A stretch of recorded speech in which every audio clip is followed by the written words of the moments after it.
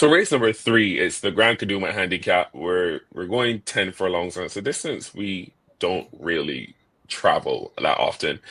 And I have to jump on Drogon to get back on track here. Thorpe is aboard, and they have a pretty good relationship. They've won a couple races together. Claiming 5 to 120 pounds is what the projected weight's going to be. And I think, Kobe, I have to jump on that. So my question for you, Rashawn, if you say that we don't often go 10 furlongs, how do you ignore the Derby winner, the only horse in the field that has ran and won 10 furlongs convincingly? If you look back at her last start, she lost, unfortunately. I think that may be to goings, the conditions itself. But if you check back two starts where she was a winner at 9 furlongs, she faced similar to this field and she absolutely dismantled them. I do Yeah, not see how she won't be able to replicate that again. well, I see how, but yeah, to your point, like her last win was very impressive. I think Papillon is one of the best steers at the track right now, and she won the Derby at 10 furlongs, as you said, and her last win was at 1800 meters. She was wide the entire way, and it was wet, so kind of felt like a 10 furlong race. I just can't trust her in this spot with 128 pounds. No, that's the big alarm for me. Where there are others who are better weighted, but I don't question her ability to stay. Better weighted, but are they better class? As we look at it, Ricky Walker retains the right, and Ricky Walker is, at the end of the day, Rashawn, Ricky Walker, I think he has the ability to ride any and everyone in this race, and he went back for the Derby winner Papillon.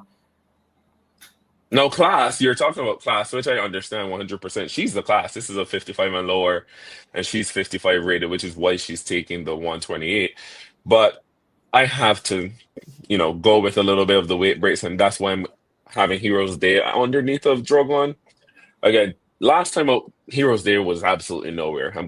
Hopefully, I'm gonna hope that it's attributed to the going, but 2 and 3 starts back, Heroes Day, especially 2 starts back, he beat Drogon and he beat Papillon with 112 pounds, and he's coming back here with 114 because Abraham's going to claim 7. And as you see in this replay, he is, you know, made a big move off the turn and is able to hold off Drogon. Where I think now that they're going out to 10 furlongs, he may not be able to do, and that's why I have the order reversed. And Papillon, who was behind him. So now Papillon's giving him 14 pounds on that day. So giving him 14 pounds again, I think he's going to get a really good trip behind Red Force, who you have. I just think Heroes Day and Drogon at the weight that they're getting are the horses for me. Okay. Red Force as my third choice. I have to go with him because he's lone speed in the race. I think he's going to be allowed to do absolutely what he wants to do up front, as slow as he likes, as leisurely as he likes, as comfortable as he likes. But I do think when it comes to the last quarter of a mile, he is going to come up short, simply because he just hasn't won at 10 furlongs, and his wins at 9 aren't convincing enough for me to pick him over two horses who are dominant at 9 and 10 furlongs. I think Red Force is suitable for the third spot, but I don't see Yeah, him being my first and second choice at all. no, 100%. I think he's 100% on the tactics. He's going to be in front, probably alone. I think Heroes Day will be pretty close and not far off. So I'm not sure that uh, Red Force's class is going to stack up with these. For me, Sunbeam, the maiden, a red flag, I know. But if you look at her, she's a half sister to Triple Crown winner Hurricane, and she's run at 10 furlongs before. And if you look at that form, it was behind Capro Cat and Priceless. And she just is a horse that no one can get a read on. She runs so well with open company in the 60s and then runs with maidens and can't break a maiden there. So it's like, what do you want with this? But I think, as you talked about horses that have shown an affinity for 10 furlongs, Sunbeam is the type of horse that runs pretty well at that. Now, I don't have her to break a maiden here, but I think, again, at the weight and with the company she's kept at this trip, Sunbeam is a horse that I want here. So I'm going to completely fade Papillon Cobia, but hopefully I'm right, because this, I think, can pay on a pretty light day. Well, as long as you enter the starting gates, you have a shot. You never know what can happen.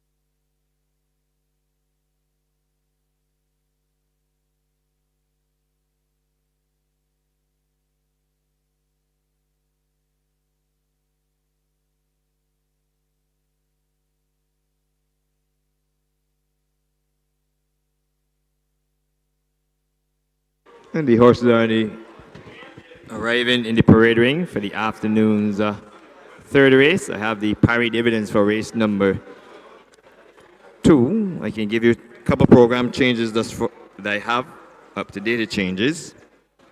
Race number 3, horse number 2, Sunbeam, will now be ridden by Matthew Badal. Race 3, horse number 2, Sunbeam, to be ridden by Matthew Badal. And in race number 4, horse number 7, Emperor, will also be ridden by Matthew Badal. So make those 2 changes. Matthew Badal takes over both rides from jockey Antonio Bishop in races 3 and 4. To the payments of race 2, I can also give you the distances and the official order finish. The winning horse number 3, 17 million US, paid $3.50 to win, 190 to place, 350 on 190. For running second, number 4, early riser, paid 120, 120. While prominent, number 8, returned $1.35, 135. The forecast combination of 3 and 4 paid $14.65, 1465. The trifecta of 3, 4, and 8 paid $34.40, 34.40. And the early rolling double, the winner of race number 1, number 2, tiptoe into the winner of race number 2, number 3, 17 million US, paid $14.40, $14.40. Just about 9 minutes on the clock to the running of the afternoon's third race. The complete order of finish: number 2, Visionary, was 4th. Number 5, Miss Universe, finished 5th. Number 7, Temple Dancer, was 6th. Number 1, Gabby's Girl, was 7th. While Share My Milk, number 6, finished 8th and last. The distances: 2 3/4, a neck, 3 1/4, 3/4, 5 1/4. The final time: 1:40 and 2/5. 2 3/4, a neck, 3 1/4, 3/4, 5 1/4. The final time: 1:42 and 2/5.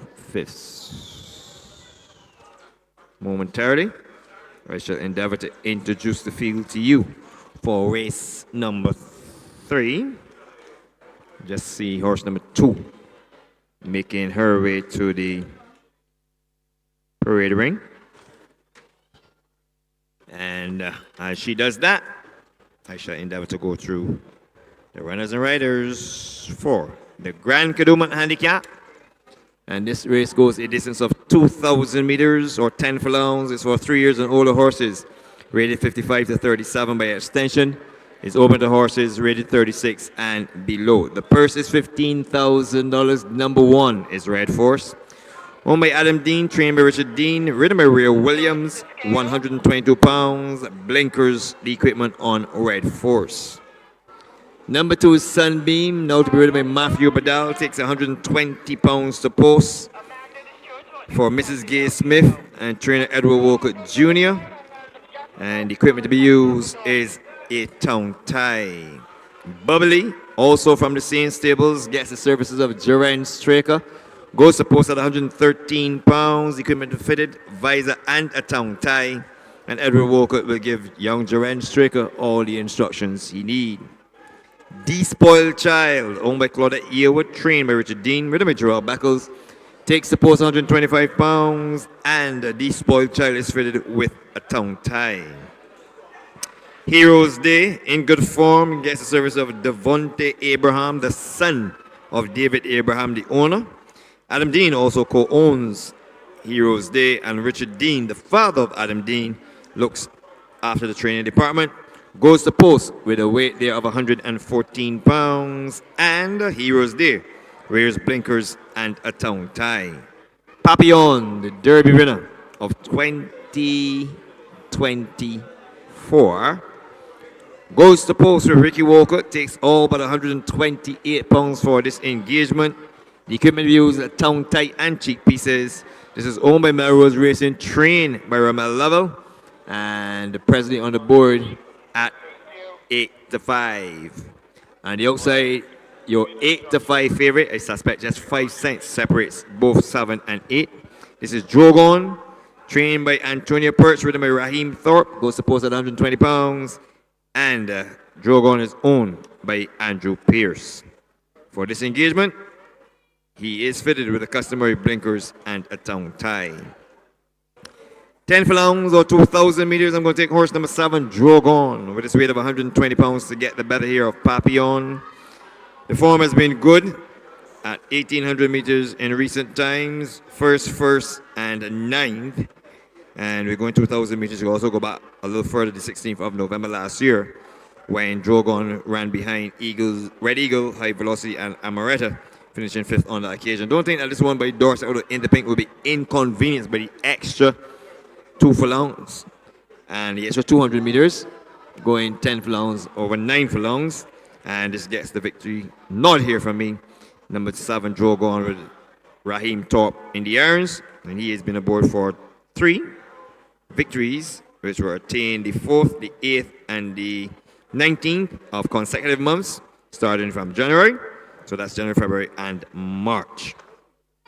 On my second line, I am going to take horse number 4, Despoiled Child. I'm just going to toss it up a little bit. 92 in the betting. And this one, the form is definitely not worth a second look. This is one of those forms where you look at 92 does not justify the form that he has been carrying.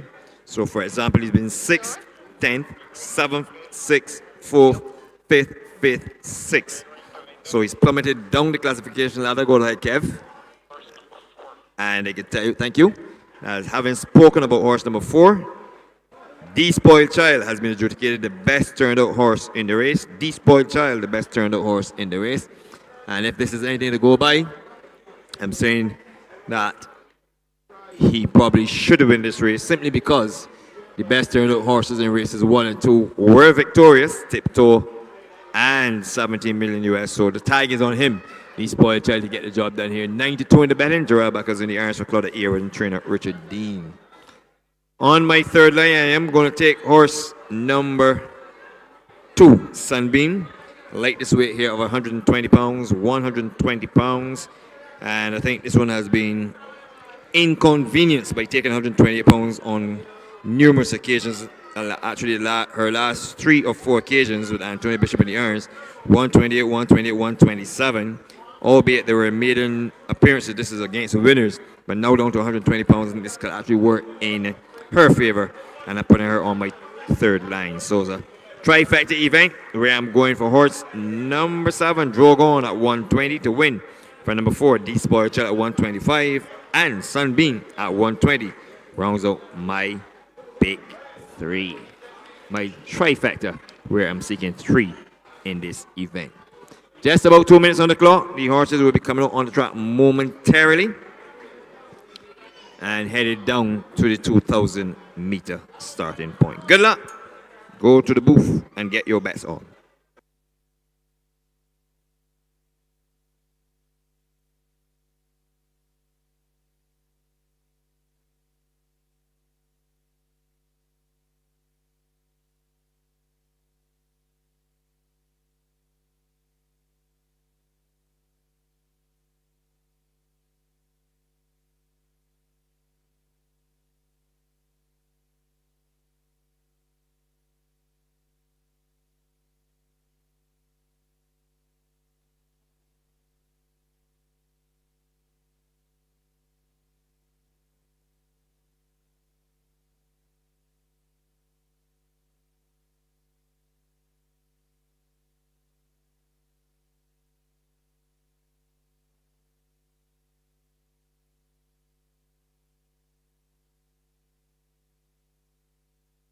This is an urgent page for technician to the jock's room. An urgent page for any technician. You're asked to report to the jockey's room. Thank you.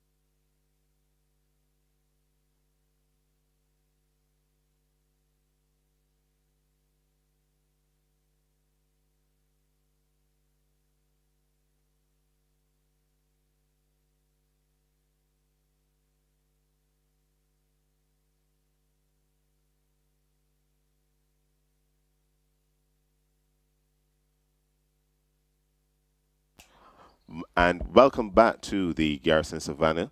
We are on to race number 3, the Grand Kadooment Handicap. This is going a distance of 2,000 meters or 10 furlongs. Number 1 is Red Force. This is the mount of Ray Williams. Takes 122 pounds to post in the betting at 7 to 1. That's number 1, Red Force, R. Williams riding 122. On to number 2, this is Sunbeam. Matthew Badal is your rider. 120 pounds is the weight he takes to post and in the betting at 5 to 1. Number 2, Sunbeam, M. Badal riding 120. Number 3 is Bubbly. This is the mount of Jaron Stricker. 113 pounds is the weight in the betting at 13 to 1.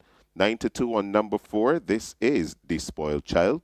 Jarrell Beckles is your rider. 125 pounds is the weight he takes to post in the betting at 9 to 2. 9 to 2 also on number 5. This is Heroes Day. Devontae Abraham has the leg up. 114 pounds is the weight he takes the post. Your favorite in the betting is your Derby winner of 2024. This is Papillon. Ricky Walcott is astride. 128 pounds is the weight he takes to post in the betting at 9 to 5. And rounding out the field is number 7, Drogon. Raheem Thorpe in the irons. 125 pounds is the weight in the betting at 2 to 1. That is the field for the Grand Kadooment Handicap. And the next voice you would hear is Rashawn Aline. And away they go. Red Force broke away from the inside smartly. He goes out to establish the lead. On the outside, Bubbly races in second. Then there's The Spoiled Child, drafted in behind the leaders. Heroes Day runs into contention early. As they run down the hill, it is Red Force now who establishes a clear lead from Bubbly. Heroes Day runs into second. Then The Spoiled Child, Papillon, Drogon, and the last one is Sunbeam. And the field is covered by 4 lengths as they come towards us for the first time. It is Red Force who's dropped the anchor and is just ambling along at the head of affairs. But the Derby winner Papillon thinks they're going too slow, and she injects some pace into the race early and steps on the gas to lead by 3. So it's now Papillon who's established a clear lead from Red Force, who's back to second. Heroes Day is under a tight hold, and he's 3 wide as they run into the turn in third. Then there is Sunbeam, who's made some headway up into fourth. The Spoiled Child down on the inside fifth and 3 lengths off of Papillon as they round the top turn. Drogon is being patiently waited with, and the trailer is Bubbly. She's now 7 lengths off of the leaders. They run down towards the back stretch. The opening quarter was 27 and 3, and it preceded a 52 and 3 half mile. As they run to the half mile mark, it is Papillon who's still at the head of affairs. Heroes Day made a bid up towards the lead, and it kind of hampered Red Force, who's now 3 lengths back in third. Sunbeam tracks him. Then there's The Spoiled Child. Drogon is still being patiently waited with. He's 6 lengths off of Heroes Day, who's now slingshot to the lead past the 3 furlong marker, and it's Heroes Day, the one to catch. Sunbeam's in pursuit. She's 2 lengths behind and 2 clear of Drogon, who's now being called upon with a quarter mile left to travel. These 3 have it between them. Papillon's done. Red Force and The Spoiled Child, they come inside the final quarter mile. It's Heroes Day, the one to peg back. Here's the maiden Sunbeam in between horses and Drogon on the outside. These 3 are going to have it between them as they swing to the judge, and Sunbeam puts her nose in front, but here comes Drogon, and Drogon overhauls him. He comes to the front. Drogon has come over Sunbeam. The Heroes Day is back to third, and inside the final furlong of the Grand Kadooment Handicap, it's Drogon who's going to course across the line to win by 2. Sunbeam was second, and gallantly so. Heroes Day third. The Spoiled Child, Red Force, Bubbly, and the Derby winner Papillon was the last across the lane in 2:10 flat.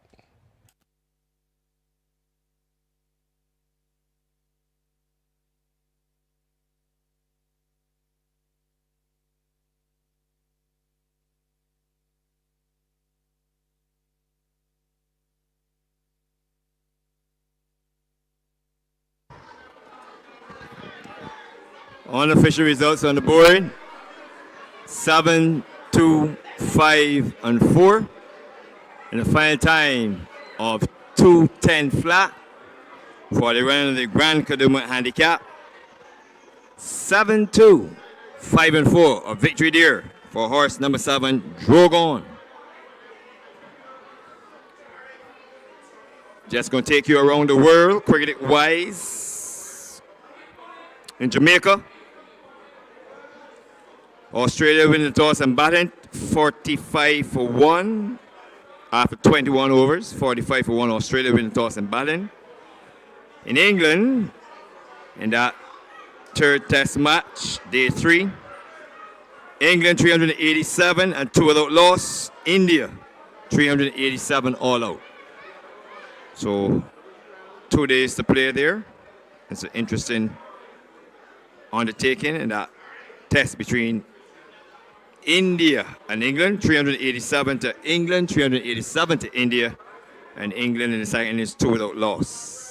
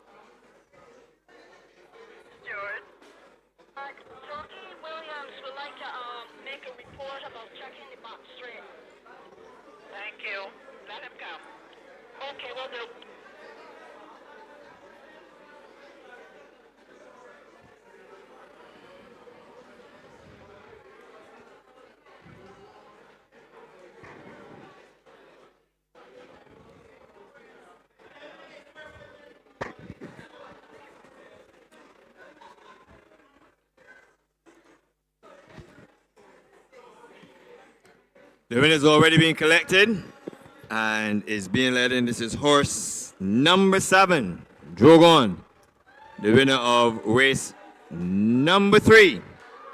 And the successful jockey on Drogon is Raheem Torp. So he gets his 4th victory. They've combined well this year, 3 on the trot and then 2 misses. And then they're back in the Rangers enclosure here again. And they want to say, yeah, big congratulations to the collections of Drogon, which is owned by Andrew Pierce, trained by Antonia Perch, ridden by Raheem Torp, took 120 pounds. This is a 5-year-old chestnut horse by Dorset out of In the Pink. Second was number 2, Sunbeam. Third went to horse number 5, Heroes Day, while finishing 4th was number 4, The Spoiled Child. Final time, 2:10 flat. At approximately 4:45 in the afternoon, we will have the pick of the crop handicap. It's for 3 years and older horses, non-winners of 2, rated 55 and below. Preference to winners, then maidens. They're going to be going 1,570 meters for that event. A field of 11. Let's talk lottery. Let's talk cash. Tonight's Mega 6 jackpot, $455,000 to be drawn tonight. You can also purchase tickets for the Super Lotto jackpot, which stands at $3,202,000. $3,202,000 for the Super Lotto jackpot. And you can get your scratch tickets readily available all the games. The double draw tickets for 5, 7, and 9 o'clock draws. Top up your phones, both networks. And they're available inside by the grandstand or over by the drill hall. Get your lottery tickets. The Barbados Lottery supports sports, youth, and culture. You got to be in it if the intent is to win it. The next race day, which is the 4th day of the Barbados Turf Club's second racing season, is Barbados Derby Day. It's the 86th round of the Visit Barbados Derby, a Grade 1 event. Over 2 in the betting at 2-1. That is the field for the Grand Kadooment Handicap. And the next voice you would hear is Rashawn Aline. And away they go. Red Force broke away from the inside smartly. He goes out to establish the lead. On the outside, Bubbly races in second. Then there's Despoiled Child, drafted in behind the leaders. Heroes Day runs into contention early. As they run down the hill, it is Red Force now who establishes a clear lead from Bubbly. Heroes Day runs into second. Then Despoiled Child, Papillon, Drogon, and the last one is Sunbeam. And the field is covered by 4 lengths as they come towards us for the first time. It is Red Force who's dropped the anchor and is just ambling along at the head of affairs, but the Derby winner Papillon thinks they're going too slow, and she injects some pace into the race early and steps on the gas to lead by 3. So it's now Papillon who's established a clear lead from Red Force, who's back to second. Heroes Day is under a tight hold, and he's 3 wide as they run into the turn in third. Then there is Sunbeam, who's made some headway up into fourth. Despoiled Child down on the inside, fifth, and 3 lengths off of Papillon as they round the top turn. Drogon is being patiently waited with, and the trailer is Bubbly. She's now 7 lengths off of the leaders. They run down towards the back stretch. The opening quarter was 27-3, and it preceded a 52-3 half mile. As they run to the half mile mark, it is Papillon who's still at the head of affairs. Heroes, they made a bid up towards the lead, and it kind of hampered Red Force, who's now 3 lengths back in third. Sunbeam tracks him. Then there's Despoiled Child. Drogon is still being patiently waited with. He's 6 lengths off of Heroes Day, who's now slingshot to the lead past the 3 furlong marker, and it's Heroes Day, the one to catch. Sunbeam's in pursuit. She's 2 lengths behind and 2 clear of Drogon, who's now being called upon with a quarter mile left to travel. These 3 have it between them. Papillon's done. Red Force and Despoiled Child, they come inside the final quarter mile. It's Heroes Day, the one to peg back. Here's the maiden Sunbeam in between horses, and Drogon on the outside. These 3 are going to have it between them as they swing to the judge, and Sunbeam puts her nose in front, but here comes Drogon, and Drogon overhauls him. He comes to the front. Drogon has come over Sunbeam. Heroes Day is back to third, and inside the final furlong of the Grand Kadooment Handicap, it's Drogon who's going to course across the line to win by 2. Sunbeam was second, and gallantly so. Heroes Day third. Despoiled Child, Red Force, Bubbly, and the Derby winner Papillon was the last across the lane in 2:10.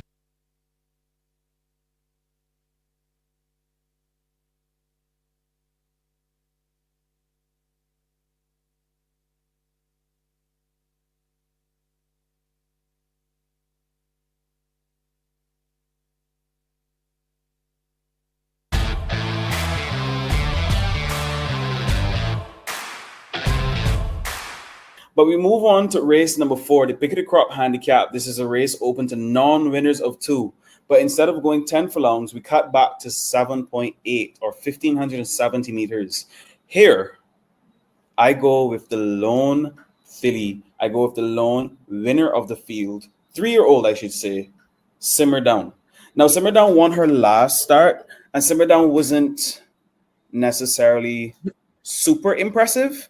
But I do see where she can route the field. I do see where she can go longer. The daughter of Eagles Peak into Soca Diva.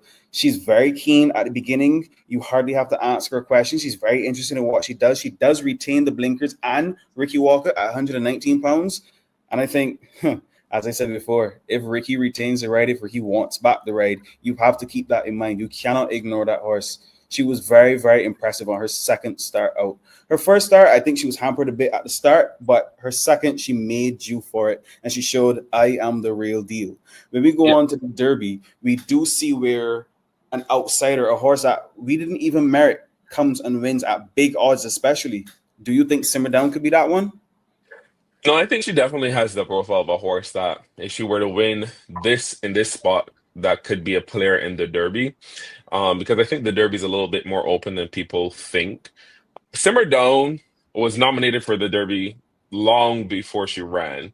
So the connection had to think that something was there. Coming out of this spot, though, and why I'm against her here, I think she can route. She's a half-sister to a Midsummer and Derby runner-up in Rachel. But she got 112 pounds here. And she got 7 pounds from Dr. B. She got 8 pounds from Bahari Cove, who dead heated behind her. And I think stepping up to the mile is within her scope. But she's going to have to deal with Jackson, who's returning, DeCourcy, who showed speed before, and Emperor showed speed as well. So I think if she were to go to the lead, know that she's stretching out for the first time, can she, deal with the pace pressure and still win? Or can she rate behind the aforementioned speed and hold off the others who I think will have a better shot closing? Now, if the answer is yes to either of those questions or either of those scenarios, then 100% a huge player in the Derby, and then Ricky Walker has some decisions to make. But I think doing things for the first time and being so unexposed, I'm going to take a horse that I think I know a bit more of, and that's number 4, Luscious, who is still a maiden in this non-winners conditions and ran a pretty big race last time out. But I know for a fact that in these conditions she runs pretty well, and her form is starting to trend upwards. She has a wonky ninth on some weird conditions 2 start spot, but apart from that, she is trending in the right direction. She's hit the board in her last 3 starts, and this is the one I want. Bahari Cove out of that last race with Simmer Down as well, because he came out of from behind Simmer Down and ran with open company and ran behind Macau, who's one of the best 60 rated horses in the country, with 107 pounds, but comes back here and is well weighted. So Simmer Down wouldn't surprise me, but I am gonna have to, wait and see. And I'm gonna take Luscious and Bahari Cove over her. You spoke about running with open company, and I just watched Emperor run with the 55s and ran a gallant third, a very, very competitive third. And in my opinion, this is a cut back in class. I don't think Emperor should be falling any further than 4th. No, yeah, you're right with that. He's the class horse of the field. Again, rated 55 and below in the condition that he's 52. He's one of the top horses in the field. So that's why he's also taking 128. I think that's where he's going to be done in. Again, last time out when he finished third, he had 121, and now he's going to 128. And I think the weight that he's distributing is telling, because the horses that he's distributing it to are very talented. Again, like the same Simmer Down, Bahari Cove, even Dr. B, who I have 4th, that I don't think necessarily is great at a mile. It's gonna be hard for me to envision Emperor distributing that way, dealing with some pace and then still winning or even hitting the board.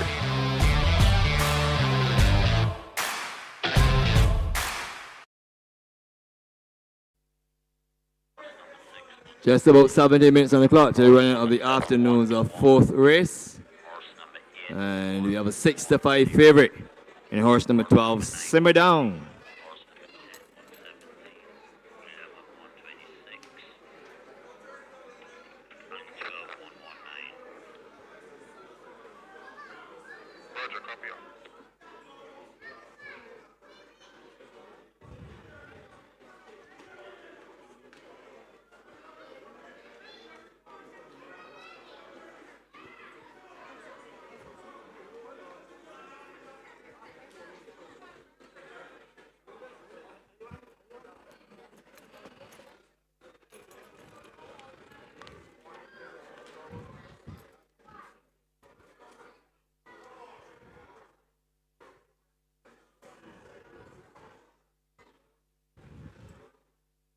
It's waiting for the race to be declared official. When the horses make their way into the parade ring for race number 4. Following this race, we'll have the announcements, those who are celebrating good results, be it tests or exams.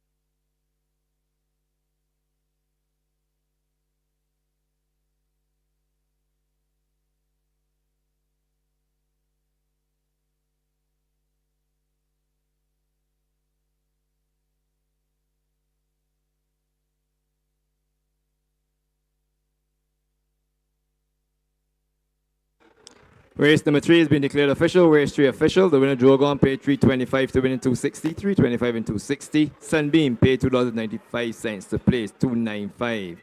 7-2 Exile paid $17.90. $17.90. The trifecta of 7-2 and 5 paid $57.30. $57.30. The rolling double. The winner of race number 3. Race number 2 into the winner of race number 3 paid $6.45. $6.45. 30 minutes on the clock to run of race number 4.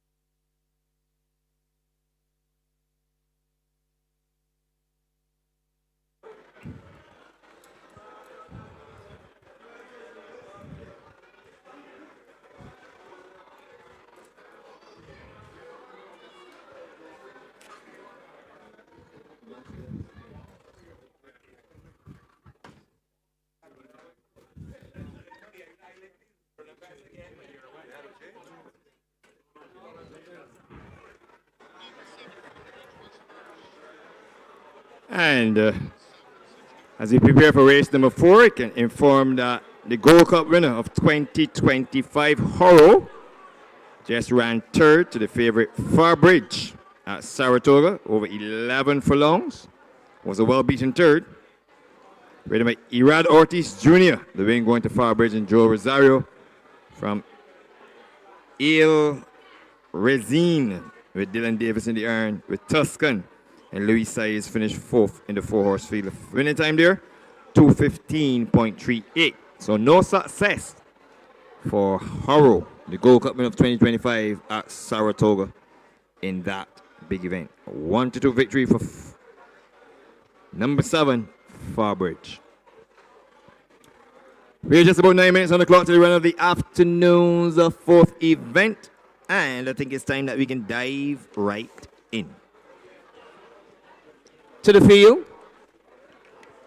This is a pick-it crop handicap, going 1,570 meters for 3 years and older horses. Non-winners of 2, rated 55 and below. Preference to winners, then maidens. The purse is $15,000. Already on track is the favorite horse, number 12, Simmer Down. In one career start, the fearsome foursome owned 3-year-old Bill Philly canted home with Ricky Walker in the irons. He retains the race. 119 pounds. Blinkers is her equipment. And Andrew Nunez would have given all the instructions to jockey Ricky Walker. Exiting the parade ring is horse number 5, Moshara, who is changed stables, now owned by Dwight Hunt and Terry Ennis. Trained by Ramel Lovell, ridden by Aaron Daniel. 115 pounds is the weight that Aaron Daniel catches, and Moshara is fitted with a tongue tie.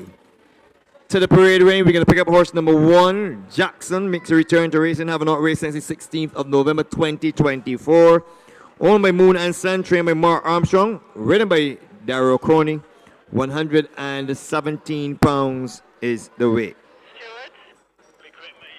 Number 2, De Courcy, 114 pounds. Devontae Abraham is in the irons for Lennox Cox and Shaquille Small. Go ahead, Kev.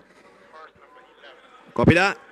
And this one is trained by Richard Dean. 114 pounds is the weight. I can inform you that horse number 11, San Antonio, comes into your picture, has been adjudged the best turned out horse. Horse number 11, San Antonio. And as the cameras are on him, is owned by Melrose Racing, trained by Rama Level, ridden by Gerald Beckles, 126 pounds, and fitted with a tongue tie.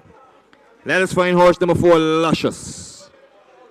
One of 2 in here for trainer Edward Walker Jr. and owner Mrs. Gay Smith. Is ridden by Gerard Straker. 118 pounds is the weight on horse number 4, Luscious. We've already seen Moshara.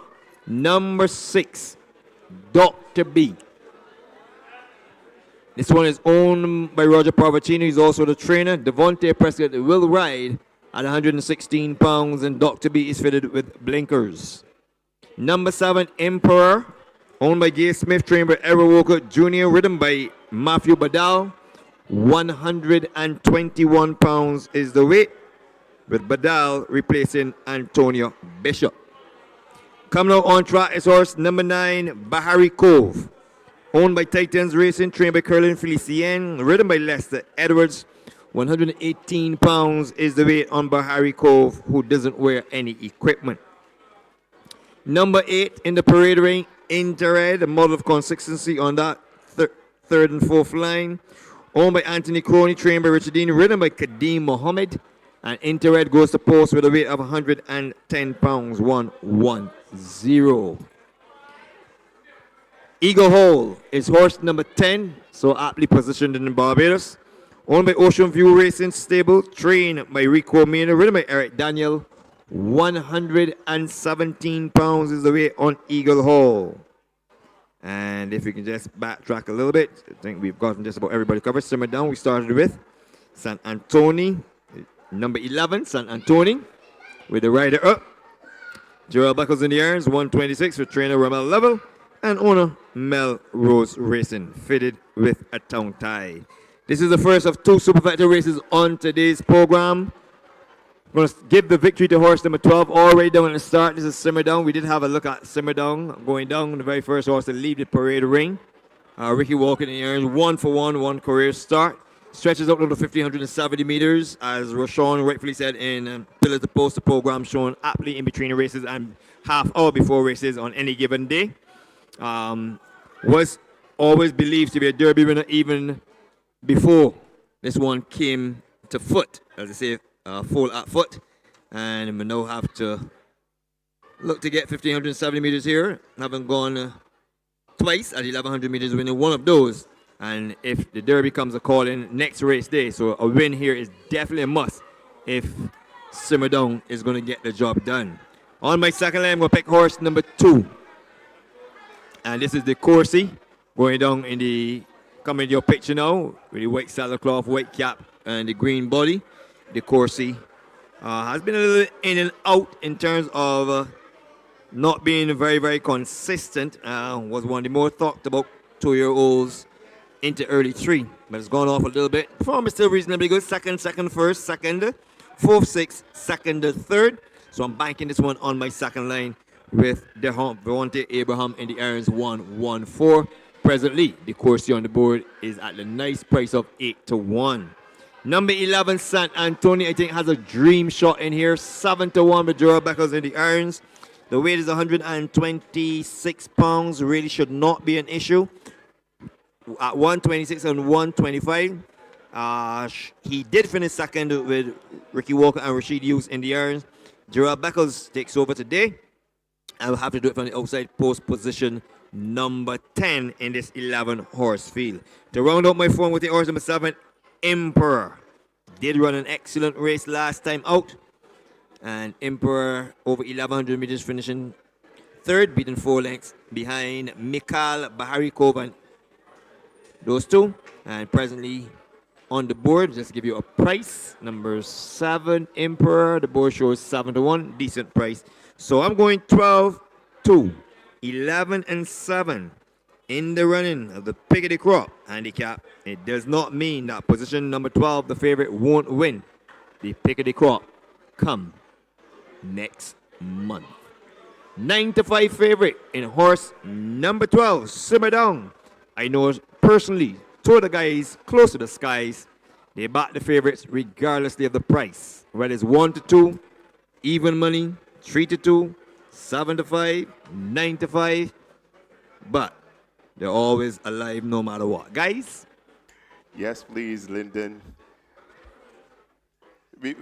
I would not back the favorite today for this race, but you're not wrong. I know I'm not wrong. I'm incorrect, but not wrong. Incorrect, but not wrong. Yeah. Ladies and gentlemen, we are on to the 4th race on this afternoon's card, the pick of the crop handicap. Number 1 is Jackson. This is the mount of Dario Crony. He takes 117 pounds to post in the betting at 23-1. Number 2 is De Courcy. Devontae Abraham is your rider. 114 pounds is the weight. He takes the post and in the betting at 9-1. 5-1 on number 4. This is Luscious. Jaron Straker is aboard. 118 pounds is the weight. Number 5 is Moshara. Aaron Daniel has the leg up. 115 pounds is the weight. He takes the post, and Moshara is in the betting at 19-1. We go now to number 6. This is Dr. B. Devontae Prescott is your rider. 116 pounds is the weight, and Dr. B is in the betting at 7-2. On to number 7. This is Emperor. Antonio Bishop is your rider. Matthew Badal, I beg your pardon, is your rider. 121 pounds is the weight. He takes the post this afternoon, and Emperor is in the betting at 7-1. 15-1 on number 8. This is Into Red. Kadeem Mohammed has the leg up. 110 pounds is the weight, and Into Red is in the betting at 15-1. 6-1 on number 9. This is Bahari Cove. Lester Edwards is astride. 118 pounds is the weight. He takes the post, and Bahari Cove is in the betting at 6-1. Number 10 is Eagle Hall. Eric Daniel is astride. 117 pounds is the weight. He takes the post, and Eagle Hall is in the betting at 41-1. Number 11 is Sant Antoni. Jarrell Beckles is your rider. 126 pounds is the weight. He takes the post, and Sant Antoni is in the betting at 7-1. And rounding out the field, your favorite in the betting is Simmer Down at the odds of 9-5, and Simmer Down is ridden by Ricky Walcott with 119 pounds. Ladies and gentlemen, that is the field. Race number 4, the pick of the crop handicap, going a distance of 1570 meters or 7.8 furlongs. Well, Philip, what's your pick? My pick. Let's see. I like Into Red for the weight and Sant Antoni. Okay, well, I'm going to go with 3-year-old Dr. B. I think his runs have been creditable. And at the weights, I will say like Bahari Cove, who's also had a little string of form. I'm gonna pose, if you're gonna pose the favorite, Simmer Down, winner last time out. Ain't a Red now going behind. So to Emperor, the second of the Gay Smith entries. Emperor the Jock wears a white cap, while the Jock on Luscious will be wearing a blue cap.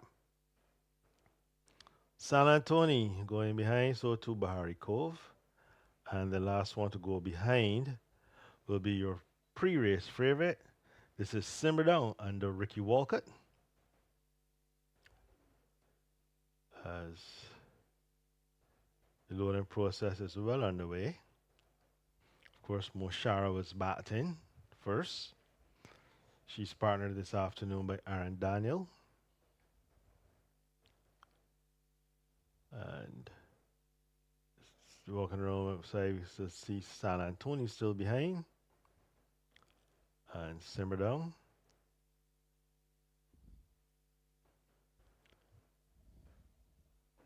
As we wait for the last two to be loaded.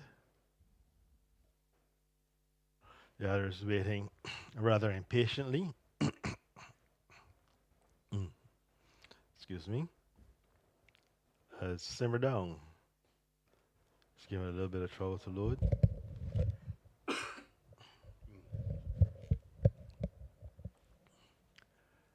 And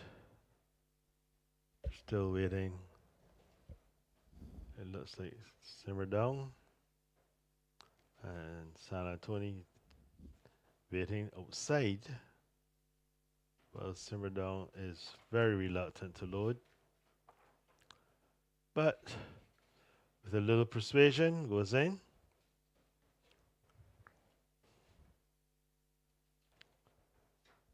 San Antonio joins the lineup. And they're all in.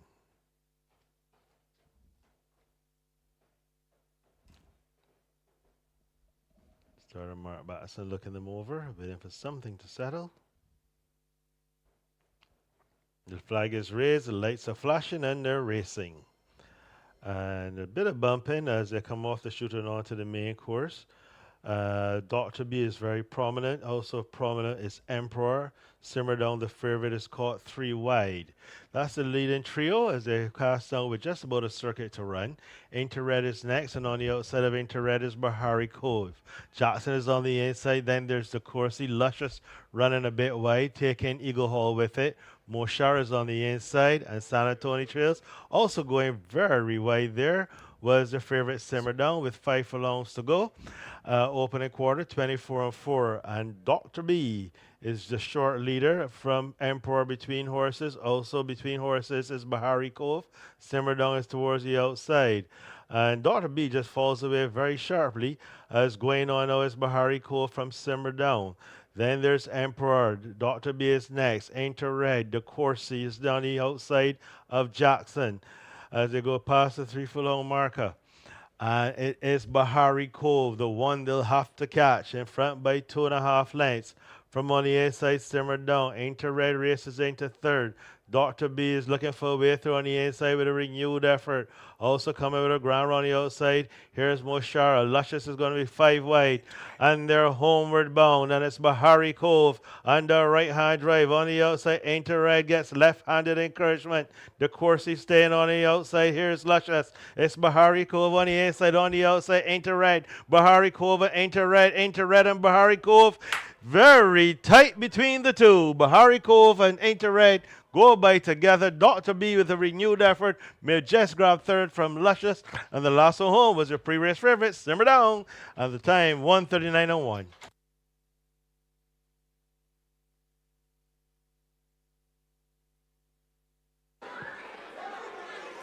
Final time, 1:39 1/5.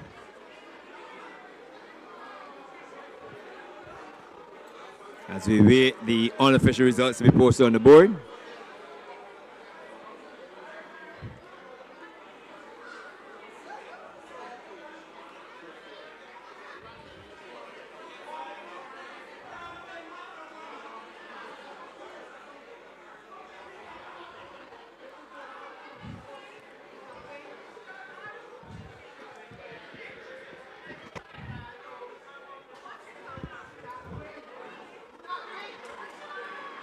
Results on the board 9, 8, 4, and 6. A win there for horse number 9, Bahari Cove. Second, number 8, Interred. Third, number 4, Luscious. And fourth, number 6, Dr. B. Once again, 9, 8, 4, and 6.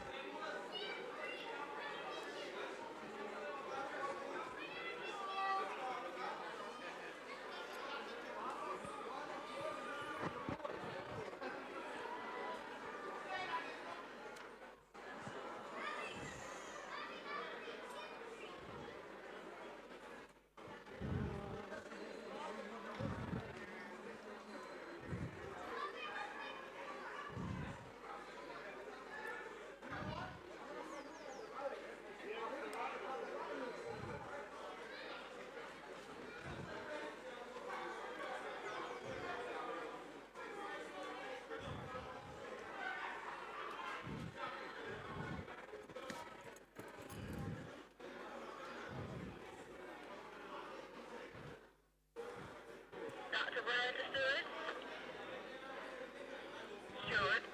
Horse number 5 has returned bleeding from both nostrils. Horse number 5 returned bleeding from both nostrils. And this is Dr. Brian. And this is Dr. Brian. Again, it's number 5. Stewart to handicappers. Handicappers know that. Copied. Copied.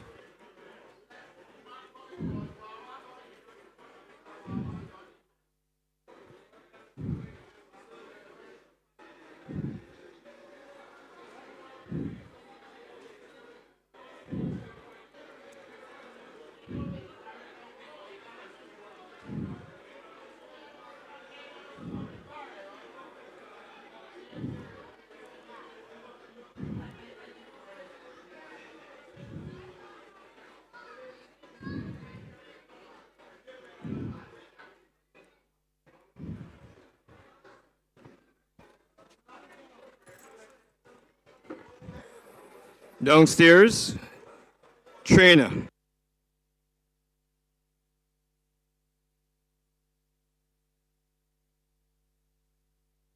So this is horse number 9, Bahari Cove, being led in by trainer Curlin Felicien and top agent Richard.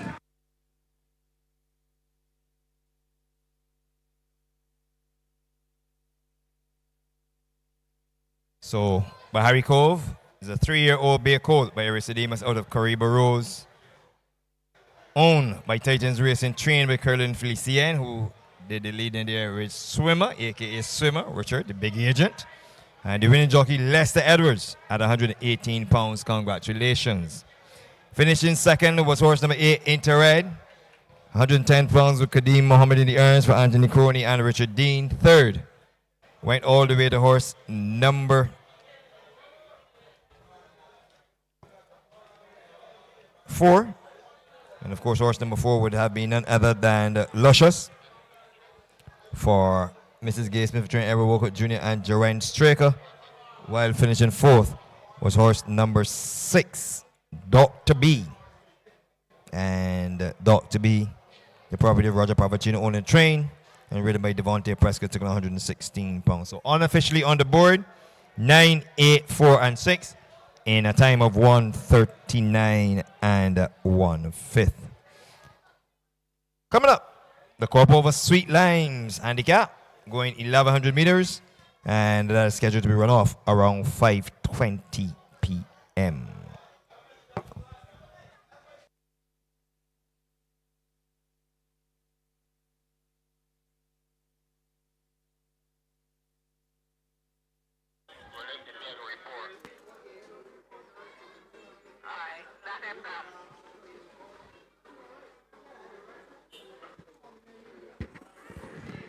So 1:39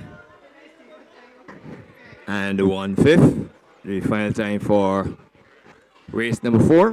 Beaten favorite off the board. All the way down to the back of the field. Number 12, Simmer Down.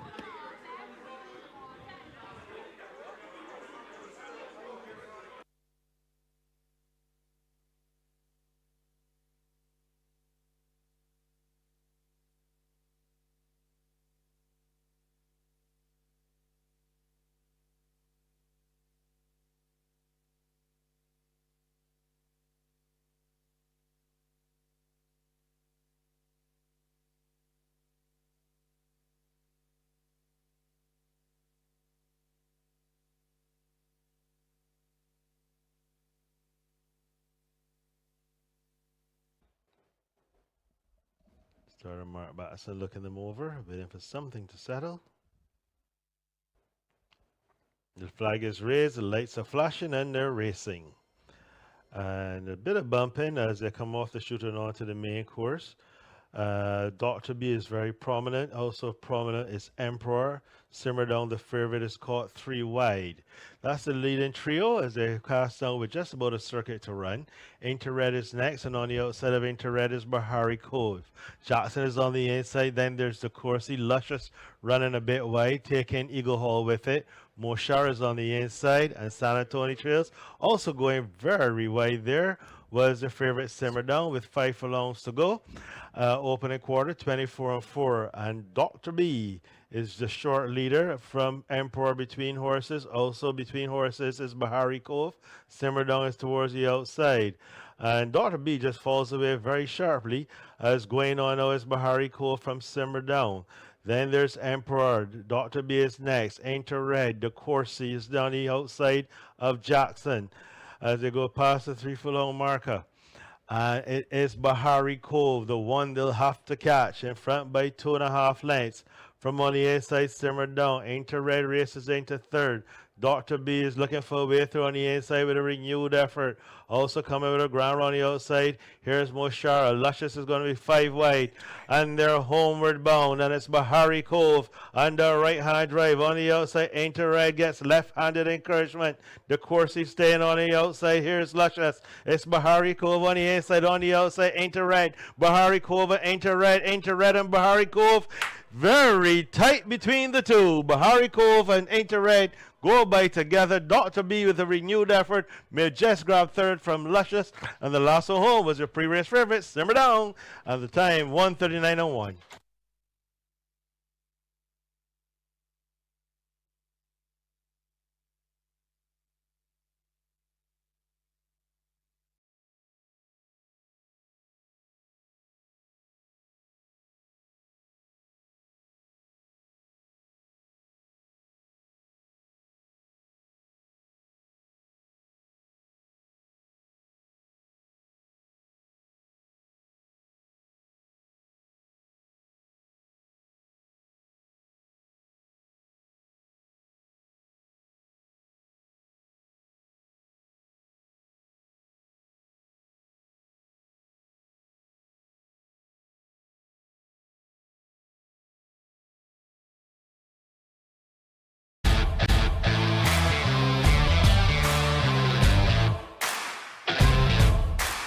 The Crop Over Sweet Lime Handicap, a 3-year-old and older maiden race. And you know what, Rashawn? This race tends to make you or break you throughout your day's gamblings, especially in the pick 4 and the pick 6. Yeah, 100% Kobe. These are the type of races where you want to spread in those sequence bets. You take as many as you can. As much as we talk about spreading in these races, I can't look much further than Savannah Lamar. Early in his career, he has been missing the board quite frequently. But as of recent, this horse has shown quite some promise. And I think if there's any time to show me you can go one better, it's this race day. You need to show me you can get it done. Yeah, as you see, I agree. I'm picking Savannah Lamar as well. I'm not trying to get super creative in this spot on top. And he's exiting a race with open company. He was running with the 45 and lower. So these are now maidens that are 50 and lower. And I think he's run very solid races with the open company. And this race particularly was dominated on the front end by Paper Trail, who just blitzed them from the get-go. There was no catching Paper Trail here. I don't know what he ate that morning, but there was no. Yeah, 100%. And then he was, very far off, like off Paper Trail, and still made a good run in the end. And these are seasoned winners behind him. Like, he's gonna beat horses who've won multiple races at the track and been running for a long time. So I think now that the waters get a lot shallower, I don't see why Savannah Lamar can't step up, especially given the fact that Kadeem Muhammad is going to claim 7 off him and go hopefully with 112 pounds. Yeah, I do agree. Going against, well, on paper, as you'd say, better horses, seeing that they are winners and you're stepping back towards maideners, I don't see why this horse shouldn't be improving. But We also have other choices in the race. I look at Legendary. Legendary has been hitting the board quite recently. Legendary has been hitting the board in both maiden and sprint races. And even when he hasn't been able to place in those sprint races, he has shown some respectable account for himself. Even if he missed the break and ran back at the field, or just didn't like the conditions and still gave a fair effort. I do think Yeah, Legendary should run very well Saturday. yeah, I think that Legendary definitely is a horse to play in this spot, and I respect him. Just I'm gonna flip it a bit, and I'm gonna go with Lady Jane, who's coming off the race of her life. Now, Lady Jane is by Show Me the Money out of Annabelle Jane. When she was bred, there was no intention that she was gonna be a 5-year-old maiden rated 35. Like she's a half sister to Voldemort, who's a Derby winner. Sirius Black, who's a horse of the year. Cinnamon Jane, who was a pretty honest mare, and she's a 5-year-old maiden, and she ran the best race of her life last time out, finishing second. Again, I think she should be taking a step forward. I like what Savannah Lamar is doing, but again, 110 pounds. This filly has the pedigree to be good. Now, is she going to start figuring out how to be good? That's the question for me in this spot.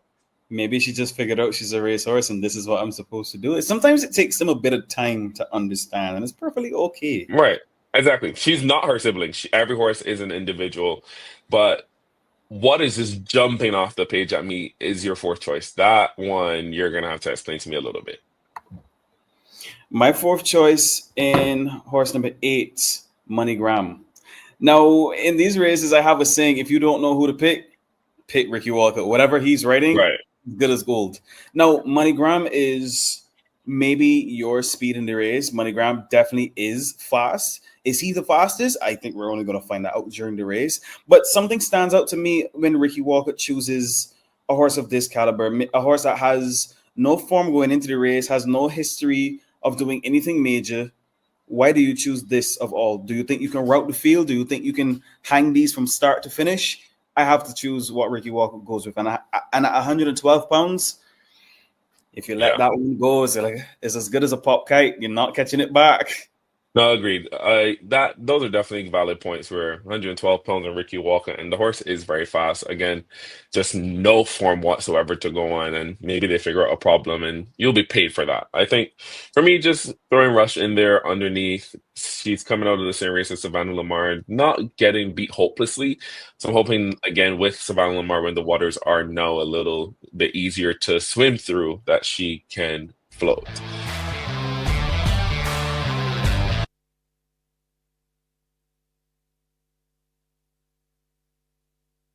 And before we, okay, so we're gonna go into the birthday celebrations etc. Before you do that, let me give you an update. Copy that, sure, thank you. Race number 5, the crop over Sweet Limes. We have a rider change. Horse number 9, Mo Farah, will now be ridden by A. Daniel. Horse number 9, Mo Farah, to be ridden by A. Daniel in race number 5. Those of you celebrating birthdays, anniversaries, be it wedding, good exam results. We have Andrew Pierce, who would have celebrated his birthday on Friday. Andrew Pierce, he's already had a good reason to celebrate with his horse, Drogon, in the winner's enclosure. His birthday was Friday. Troy Goodrich, he celebrates today. He turns 50 today, the snow cone vendor. You can go and get your snow cones, boogles. Thanks, snow cones from Troy today. On his 50th birthday, he has golden snow cones today. He turns 50 today, so a milestone to the young man. Congratulations. Wish you many, many more. Tremaine Hines, owner and trainer. He celebrated on Friday. Tremaine Hines, owner and trainer. He celebrated on Friday. Ramar Simmons, the groom, celebrated Thursday the 3rd of July. And those are the birthday celebrations we have today. So Andrew Pierce, Troy Goodrich, snow cone vendor. Tremaine Hines, owner trainer. Ramar Simmons, the groom. They celebrate their birthday today. Those of you who celebrate your birthday during the course of the week or this month, we want to take this opportunity to wish you a happy birthday. And today's your birthday as well. Tuesday. So many, many happy birthdays as well. Coming from the wife, It's good to have you here. So, Spot myself, we will join you for a Coke. That's all we could put on here. We have you for a Coke. So, we're going to play a song for him momentarily. So, many, many happy birthdays. And those of you who celebrate your birthday this month, Egan?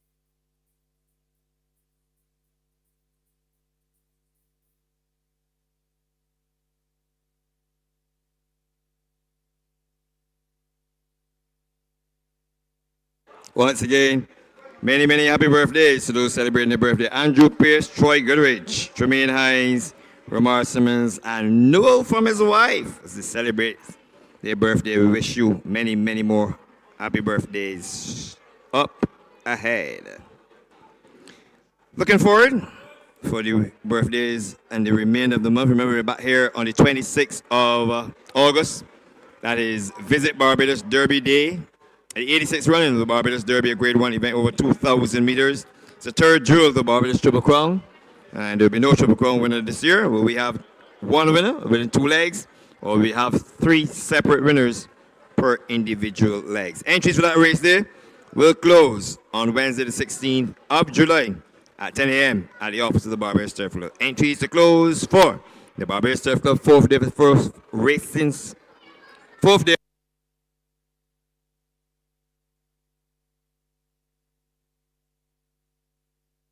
The Visit Barbados Race Day, Visit Barbados Derby Race Day, entries will close on Wednesday, the 16th of July, 2025. 13 minutes on the clock to the running of the afternoon's High Five event. This is race number 6. Actually, it's race number 5, so we're not quite there yet. Remember, the High Five event carries a purse of $10,000 up for grabs for a single winner. So race 5, the second super bet on the card, the crop over Sweet Limes handicap. And those are lines put on by the National Cultural Foundation during the crop over season. And you can also go and support the festival. Remember, crop over is we think sweet for days. 12 minutes on the clock to the run of this race. You want to go to the better windows and get your bets on. We have a clear favorite, even money favorite in horse number 7, Lady Jean, in this event for maiden horses.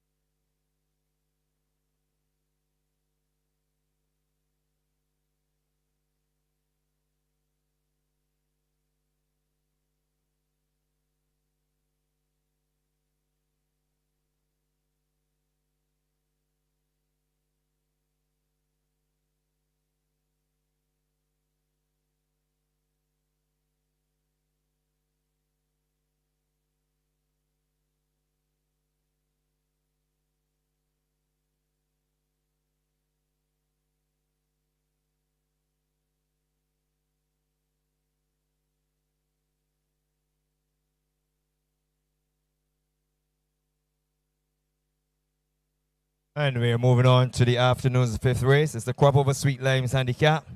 It's for 3 years and older maidens rated 50 and below. The purse is $13,500. To the field, number 1 is Savannah Lamar, owned by Kemar Craigwell, trained by Eddie Bell, ridden by Kadeem Mohammed. 112 pounds is the weight on the number 1 horse, Savannah Lamar, fitted with tongue tie and a nasal dilator. Number 2, Star Contender, blinkers, a tongue tie and nasal dilator. Devontae Prescott is aboard at 117 pounds for trainer Victor Cheeseman. This is owned by Kishon Greenwich and Ramar Simmons, who celebrates his birthday this week. Number 4, Legal, owned and trained by Rico Maynard, ridden by Eric Daniel, goes to post with a weight of 115 pounds. Number 5, My Milk, the property of Sean Hall, who's also the trainer, ridden by Shaquille Bellamy. 108 pounds is the weight on My Milk, who wears a left and a right eye shield. Number 6, Vatash, at 112 pounds, ridden by Joanne Straker, blinkers and a nasal dilated equipment on the Charles Bradford, a 4-year-old chestnut colt, which is trained by Richard Dean. Your favorite is horse number 7, Lady Jane, career start number 9 for the estate of Mrs. Jill Wilson, trained by Sylvan Blanche, ridden by Raheem Thorpe, already a winner on the card, goes to post with a weight of 114 pounds, and she wears blinkers. MoneyGram, ridden by Ricky Walker. Tipsters spoke heavily about this pillar to post, but unfortunately Ricky has been pushing at the back of the field, even with favorites today, assiduously. So MoneyGram, horse number 8, is presently on the board. Just going to pick up the price, if there's anything to go by. It's presently 10-1 in the betting. Levi Cadoga owns this 5-year-old bear horse. Romel Lovell is the trainer. The weight is 112 pounds, and the equipment fitted on MoneyGram is a tongue tie. Will he take all the money? Number 9, Mo Farah, change of rider, ridden by Aaron Daniel. Now carrying 114 pounds, replacing Devontae Abraham. And this is the property of Mr. RJ and A&A Racing, and trained by Richard Dean. Number 10, Rush, 114. Ridden by Darrow Crony. Just picking up something here from the shores. So just bear me your indulgence. Copy that, thank you. So I'll give you that rate of change momentarily for race number 6 after this. Copy that, thank you. So, go ahead, Kev.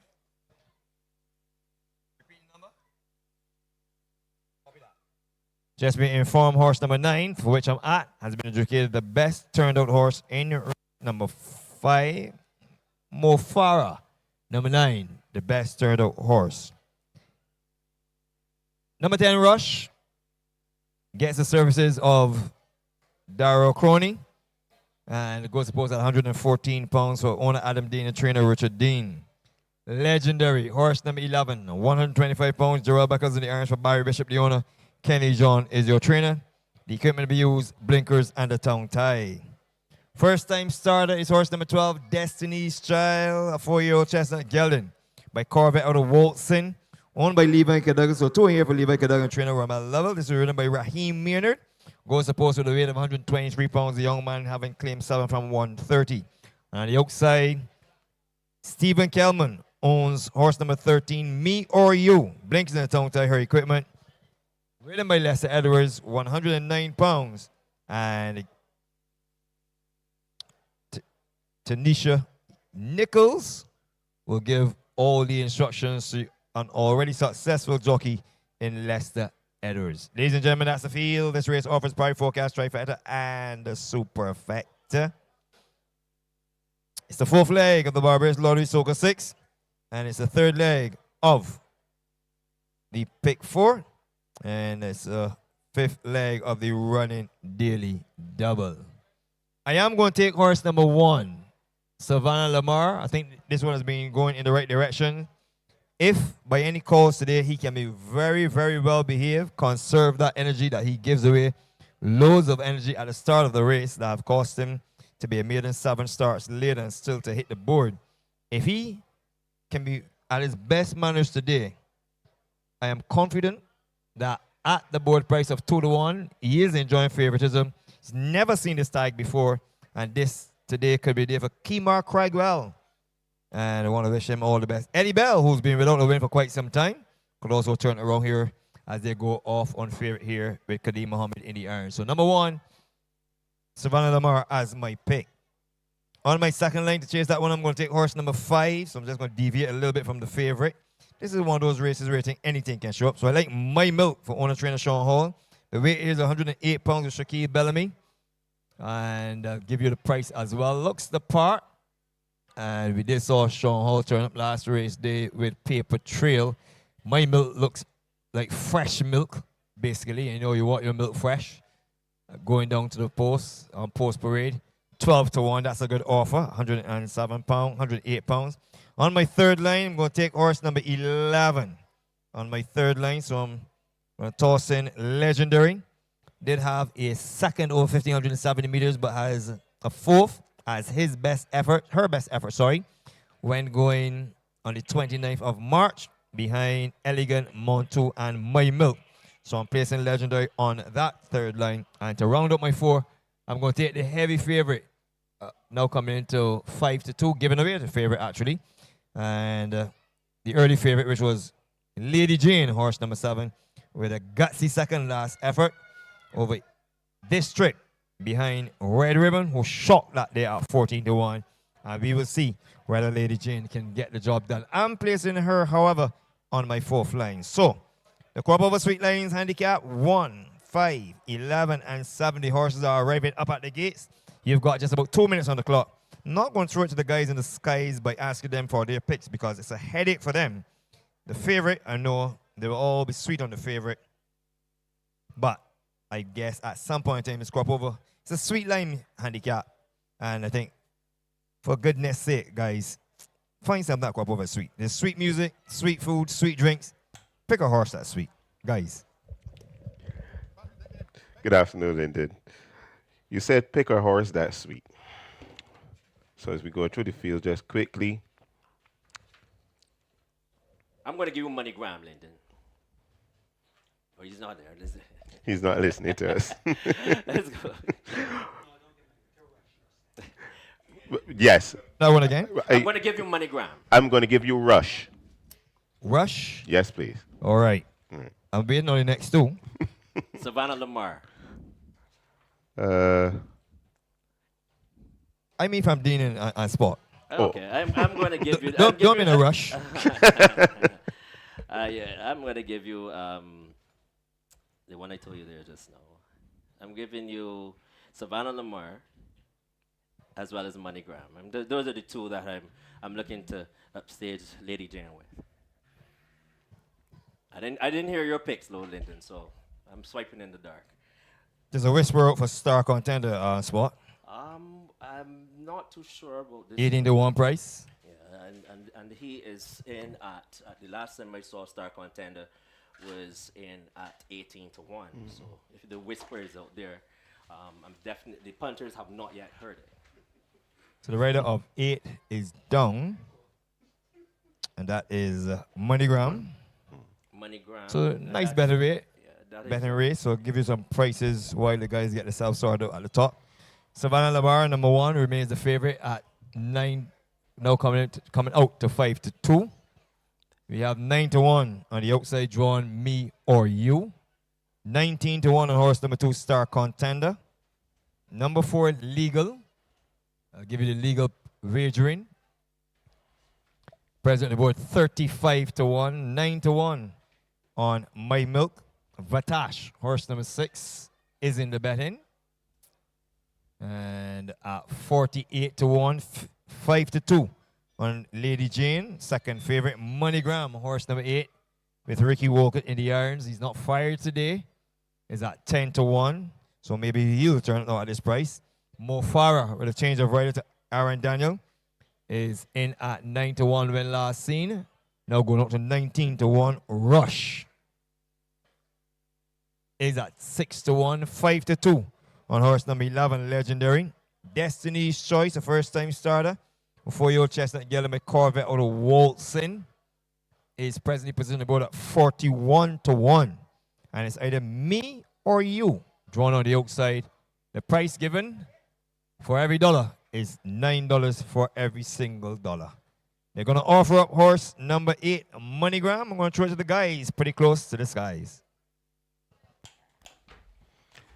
Ladies and gentlemen, race number 5.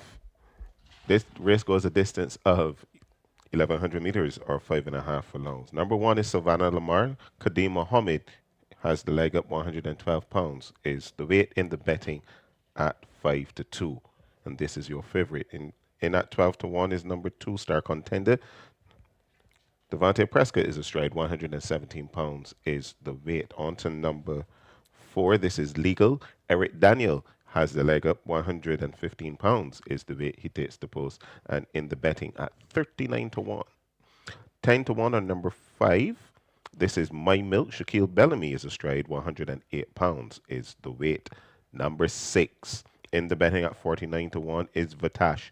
Jaron Straker rides and takes 112 pounds.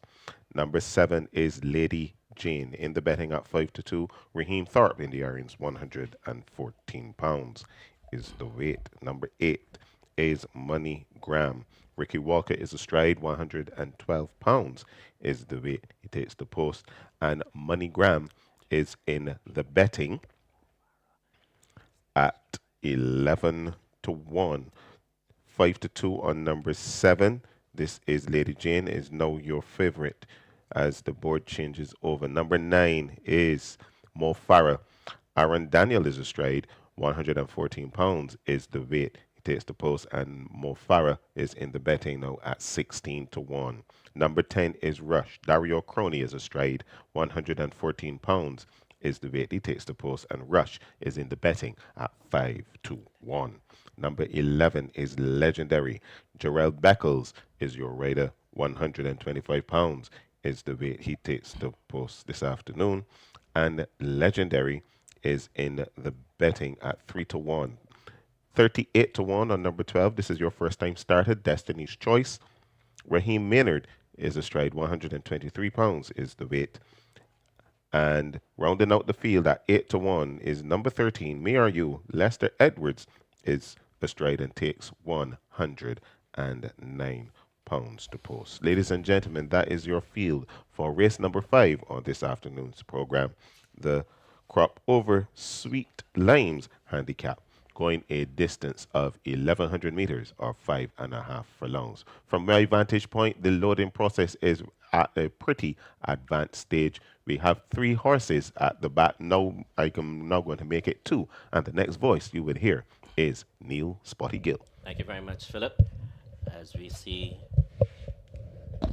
going up, they're going to try Me or You. Standing quietly, Savannah Lamar. I think they will have to do quite a bit of running to beat this one, having the inside draw. Star Contender, Legal, as they bring forward Rush to complete the lineup. They're all in. As Rush just backs out a bit. They're standing quietly, light flicking away, and away they go.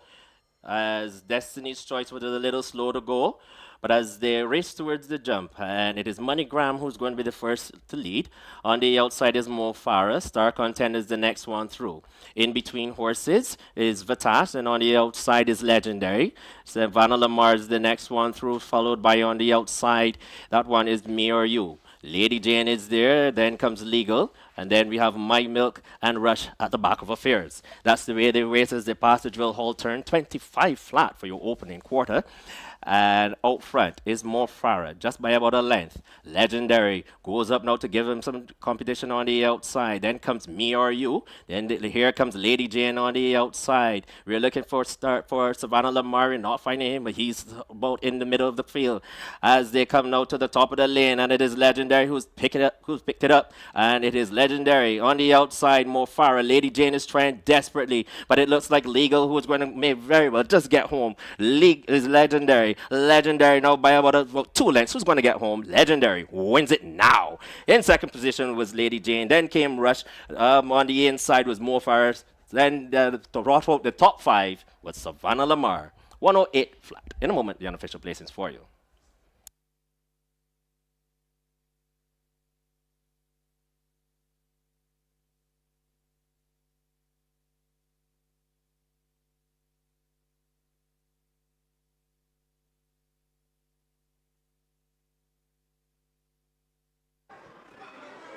Final time 108 for the running of the Crop Over Sweet Lines handicap.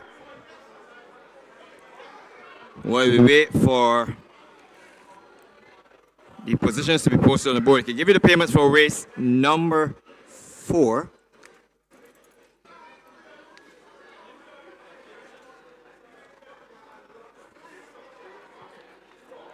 The winner horse number 9, Bahari Cove, paid $7.30 to win, $1.45 to play, $7.30 and $1.45 on Bahari Cove. For winning second, number 8, Interim, paid $6, while number 4, Luscious, paid $1.90. The exact of 9 and 8 paid $156.07, $156.70. The trifecta of 9, 8, and 4 paid $913.25, $913.25. The rolling double of 7 and 9 paid $70.80, $70.80. The superfecta payment for race number 4 of 9, 8, 4, and 6 paid $2,447.25. $2,447.25, the payments for that race. Unofficially on the board for race number 5, 11, 7, 9, and 10, a win there for number 11, Legendary. Second horse, number 7, Lady Jane. Third, number 10, that was Rush. While finishing fourth was number 9, Mo Farah. 11, 7, 9, and 10, the unofficial results of the Crop Over Sweet Limes handicap. Just to go back and give you the official order finishing race number 4. I can tell you, finishing fourth was Dr. B, number 6. Fifth was number 2, De Courcy. Moshara, number 5, was 6. Emperor, number 7, was 7th. Jackson, number 1, was 8th. Number 10, Eagle Hall, finished 9th. Number 11, San Antonio, finished 10th. And number 12, Simmer Down, finished 11th and last. Distances and nose, 1, 1 and a quarter, 3 quarters, 2 and 3 and 3 quarters. I repeat, a nose, 1, 1 and a quarter, 3 quarters, 3 and 3 quarters. Here's your winner being led in. This is horse number 11. This is Legendary, owned by Barry Bishop, trained by Kenny John, ridden by Gerald Beckles. Took long 125 pounds to post. And Legendary is a 4-year-old filly by Legion out of Realistic. And Corey McDonald is the groom. So victory there for Legendary and Barry Bishop in winners enclosure and trainer Kenny John. Up next is the penultimate race on the Barbados Surf Club, third day of its second racing season. And this is the ceremonial delivery of the last Kings handicap. And this was done last Saturday in Queen's Park. Post time for that event is 5:55. It's a high 5 event. $10,000 up for grabs. So you would not want to miss out on that. Go and place your bets.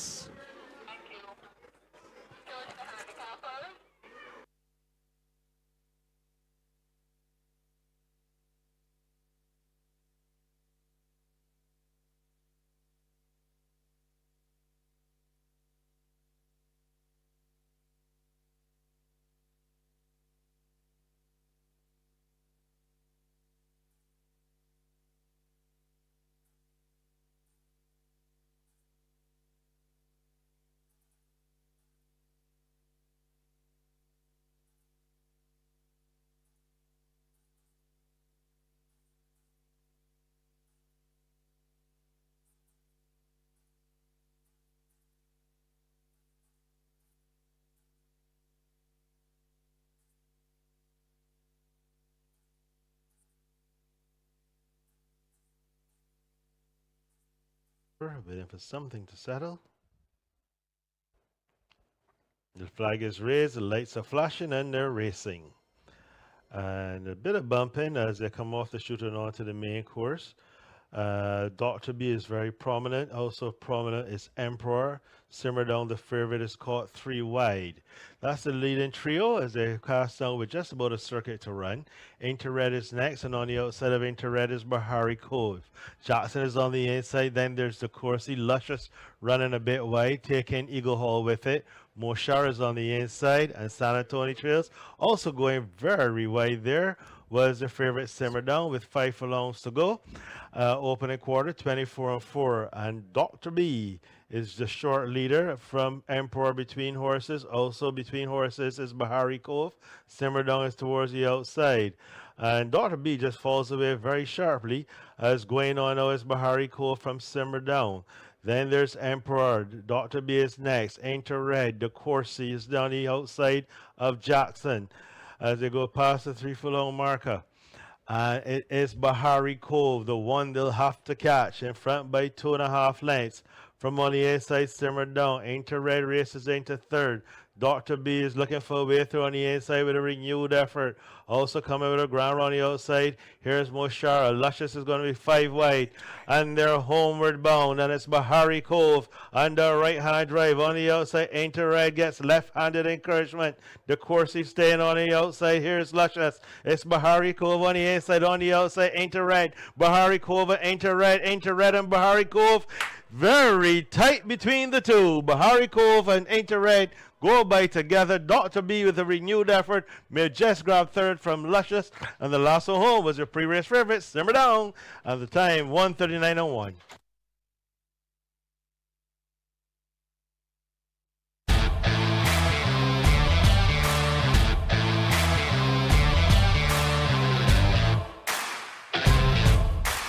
Race number 6. It's the ceremonial delivery of the Last King's Handicap, and it's a full field going 1,100 meters, and you are going for a long shot. I have to go for a long shot. If you want to win the pick 4, the pick 6, you have to have something that everyone else doesn't. And that's where I go with horse number 1, Thunder Lady. Now, Thunder Lady has been missing for the track for quite some time. I think she had some form of injury. But if I look back through her races, especially back to January 2024, where she absolutely routed this field from start to finish, she broke on top, she stayed in front, and she absolutely massacred this field. This field does have some depth. We do see where Life is Great went to the 60s class, where Edelweiss went up in class, where Princess Julia is competitive, and Red Force as well. Thunder Lady, if she can show me at least 70% of this effort,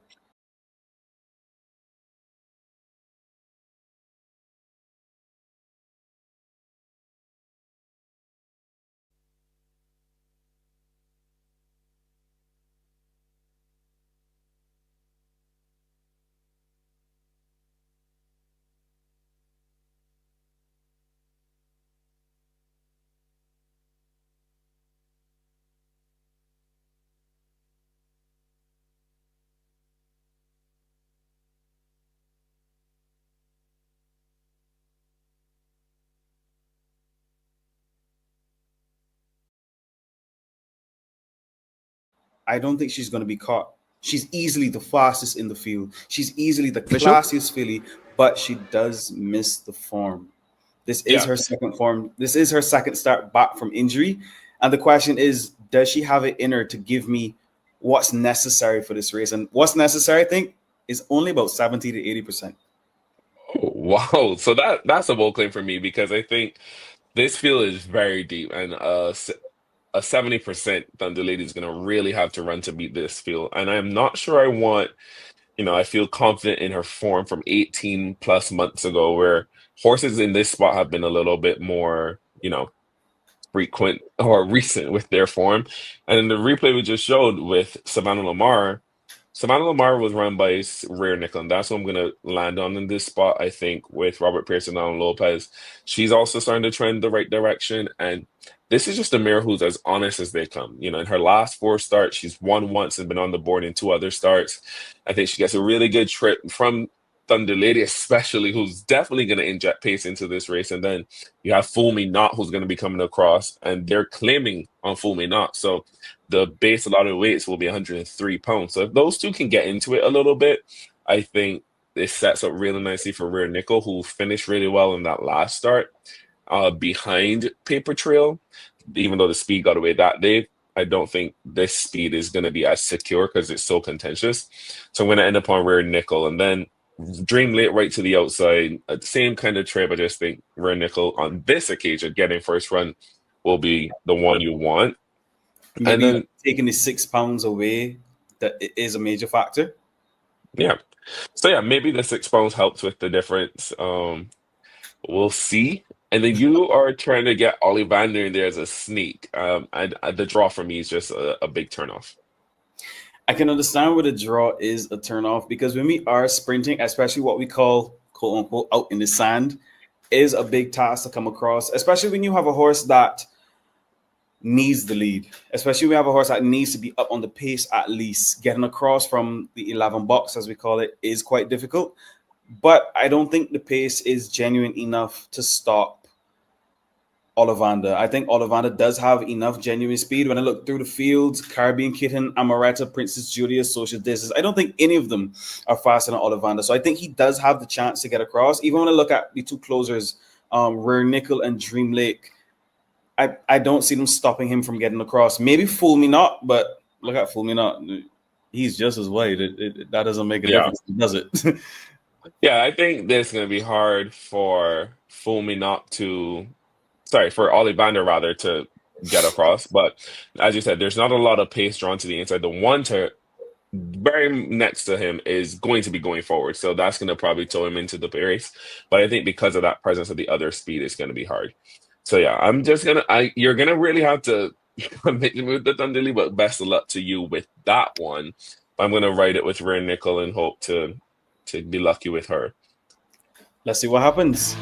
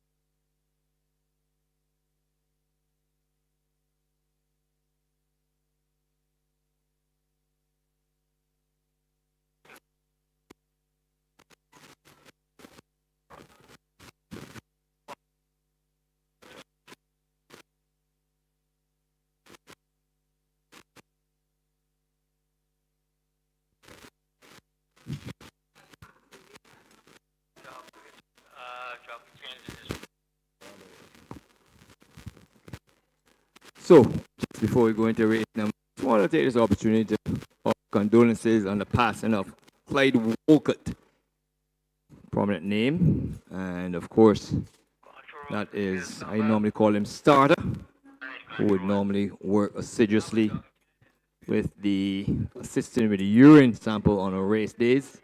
He would have passed away during the course of this month, and aka Packer. So our condolences to his family, and the good guy would be assiduously missed around the garrison. As I said, he works every race day, and he's the first in and last to leave, and he would have passed away during the month of July, early July, and he will be thoroughly missed. Clyde Wolcott, aka starter in my books, or Packer to many, and that's the reason the flag was at half-mast last race day, and the date for his funeral is yet to be announced, but do stay tuned for an update. As I said, condolences to his family.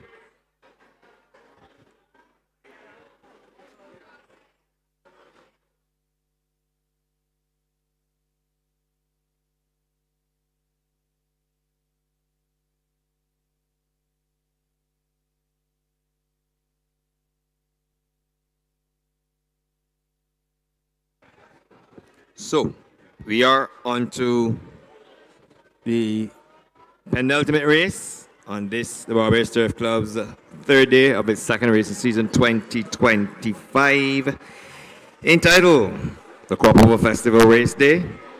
And we're on to the ceremonial deliveries of the last canes, which was done or held last weekend. Today, 1,100 meters. We'll see 3 years and older horses rated 40 to 20 traversing that distance. It's also open horses rated 19 and below for a purse of $15,000. This is a high five event, and there is a whopping $10,000, inclusive of some $9,238.60 carried over from last race day in today's high five. So you've got just about 4 minutes on the clock to get your wager in for this. You wouldn't want to miss it. And it's like the lottery. If you don't have a ticket, you don't have a chance. If you don't get to the window and get your bets, then you'll get left out. You don't want to be left out. This could come in very handy post crop over. The field is in the parade ring, and the starters are as follows. Number 1 is Thunder Lady, owned by Richard and Emerson Selman, trained by Richard Dean, ridden by Ricky Wolcott, 123 pounds. She wears a tongue tie and a nasal dilator 7 to 1. 7 to 2 favorite, or well considered in the band. Yes, that's a favorite. Criterion. In the suits of Trevor Gumby, Rajendra Pune, and Andrew Nunez. Andrew Nunez will double as trainer. Devontae Prescott rise at 121 pounds, fitted with a left kernel collar. Number 4, Amoretta for Mr. RJ and trainer Richard Dean. Darryl Croney rise at 115 pounds, and she wears blinkers at 29 to 1. Change of rider on horse number 5, Caribbean Kitten, now to be ridden by Lester Edwards. So change the rider. Lester Edwards picks up the rise on horse number 5, Caribbean Kitten. Presently 6 to 1. The betting for Mark Goodrich Jr. and trainer Ramel Perkins level. Caribbean Kitten wears a vice at a tongue tie in looking for career win number 2. Over the page, the successful owner last race, Barry Bishop, sends out Intuition here. He picks up Kimari Blackett aboard. Well, I would say congratulations to the young man. He would have had his maiden victory last race day. I think it happened the moments after I left. And many congratulations to the young man on getting that victory with a horse that seemed destined to go for maiden for a long, long time. And in the end, he got the job done. Congratulations to him and the horse. And he rides Intuition here for Akeem Walcott at 109 pounds. Princess Julia is number 7 for Julia Downs and Kenny John. Eric Daniels aboard at 123 pounds. Devontae Abraham retains the ride on horse number 8, Social Distance for Lady Seal. Engineers will give him all the instructions, and with the horse, he goes to post at 118 pounds. Number 10, Ray Nickel, under Delano Lopez. Melrose Racing owns this 9-year-old chestnut mare, and Robert Pierce will give all the instructions. She wears blinkers and a tongue tie. Speaking about pairs, he also gives the instruction for number 11, Dream Lake. Roundtable Stud Farms owns the 6-year-old Big Gelding, which is ridden by Aaron Daniel at 126 pounds. And a few over the page, number 12, Fool Me Not, Shaquille Bellamy will ride. The weight is 103, so that's maybe a couple pounds over. I'll get that clarified for you. Also owned by Mark Goodrich, trained by Roman Lovell, and wearing a visor and a tongue tie. The informed Ollivander gets Gerald Beckles aboard 123 pounds with a tongue tie, owned by Adam Dean and trained by Richard Dean.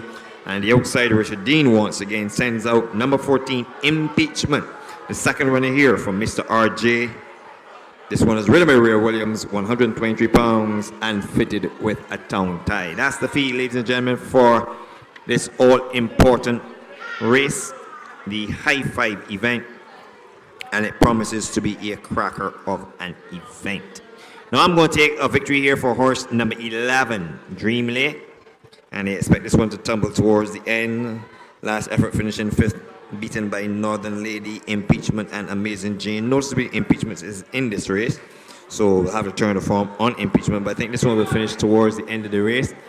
Carries 126 pounds for this engagement. Aaron Daniel already went on the card, and he will get the job done. The form is good. 4th, 1st, 2nd, 4th, 6th, 1st, 3rd, 5th. On my second line, I'm going to take horse number 14, Impeachment. So I'm going for the closers to get the better of the speed up front. I think there's plenty speed up front that it could just run themselves into the ground. It's a good firm track. Impeachment drawn on the outside will come out of the sand. Doesn't start into the grass like the others. And this is the one that will finish the race. Has one with a bigger weight. Carries 123 pounds. Ray Williams, since his return, is yet to get to the winner's enclosure. This is a prime opportunity. The form is just about there or thereabouts. 7th, 4th, 9th, 5th, 2nd, and 5th. And in that race where Northern Lady defeated Impeachment, on that occasion he took 120 pounds. Only 3 pounds today, and Ray Williams is your rider. On my third line, I am going to take horse number 7, Princess Julia. And this is one that's very highly respected in here, present on the board at 8-1. For Kenny John, who just won with Legendary. Eric Daniel in the Irons, 123 pounds, yet to hit the winner's enclosure since returning from a stint in the USA. My fourth line, I'm going to take horse number 10, Ray Nickel, the imported in the race. And as a model of consistency, first 11th, 5th, 6th, 1st, 8th, 4th, and 3rd. So the trajectory is trending in the right direction. 8th, 4th, 3rd. And I'm going to reverse it backwards. I'm going to put this one on the 4th line. And to round out my 5, I am going to take horse number 5, Caribbean Kitten, with Lester Edwards in the irons at 113 pounds. And this is another closer. So religiously, I'm favoring the closers to get the better of the speed. There's quite a lot of speed up front. Tender Lady from the inside. Then there is Fool Me Not, Ollivander, those two will come from the outside. They have a skip across horses. And if they put the pressure on each other going down the back stretch and through the hill, I expect the closers to come tumbling guns down in the home stretch and clean up the ceremonial delivery of the last canes. Having said that, before I throw it to the guys up top, and I can go back and briefly tell that Clyde Walcott's funeral is on Wednesday, the 16th of July at 2:30 p.m. at Christchurch Parish Church. So there you have it. The good guy, Clyde Walcott, who passed away. And he assiduously would have worked with the urine samples during each race day. And the guy has gone home. His homegoing funeral is on Wednesday, the 16th of July, 2:30 p.m. at the Christchurch Parish Church. And that's just above the hill, on top of the hill, by above Oyston. So, we're out of time for Clyde Walcott, yeah. So, just enough time to get your wagering going. Remember, over $10,000 in this event up for grabs. And I'll give you a quick rundown of the odds before I throw it to the guys up top. 6-1 on Thunder Lady. Criteria number 2 is your 5-2 favorite. Amaretta, number 4, presently on the board at 15-1. 8-1 on number 5, Caribbean Kitten. Intuition, number 6, and Princess Julia, 6 and 7. On the board presently at 13s and 9s, 10 to 1 on horse number 8, Social Distance. Number 10 is a 12 to 1 short rear nickel. 5 to 1 on horse number 11, Dream Lake, Fool Me Not, and Ollivander, drawn 12 and 13. They are going to go off at 30 to 1 and 9 to 2, so Fool Me Not well out in the betting. And Impeachment, drawn on the outside, is a 5 to 1 shot. Guys, close to the skies. Thank you very much, Lyndon. We are now on to the penultimate race on today's card. This is the ceremonial delivery of the last Cairns handicap. The loading process is on its way, so just going to say number 1, Thunder Lady in the betting at 7 to 1, 3 to 1, and this is your favorite criterion. Number 4, this is Amaretta, and Amaretta is in the betting at 16 to 1, 8 to 1 on number 5, Caribbean Kitten. Intuition is in the betting at 15 to 1. Also in the betting at 8 to 1 is number 7, Princess Julia. Social Distance is your next entrant, and Social Distance is in the betting at 11 to 1. Straight over to number 10. This is Rare Nickel, 13 to 1, 4 to 1 on number 11, Dream Lake.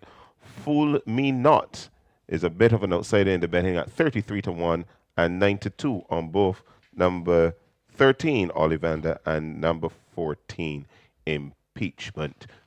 From my vantage point, we still have 3 horses to be loaded. This is the Grey, Fool Me Not, and the number 2 horse, which is Criterion, and number 1 is Thunder Lady. Those are the ones being offered up. Impeachment has just gone in. Those 3 horses that I just mentioned to you are at the back of the starting stalls. And with the call, Neil Gill. Thank you very much, Philip. As Impeachment goes in, and he's such a strange horse. I mean, when he goes 5.5, he goes in the gate.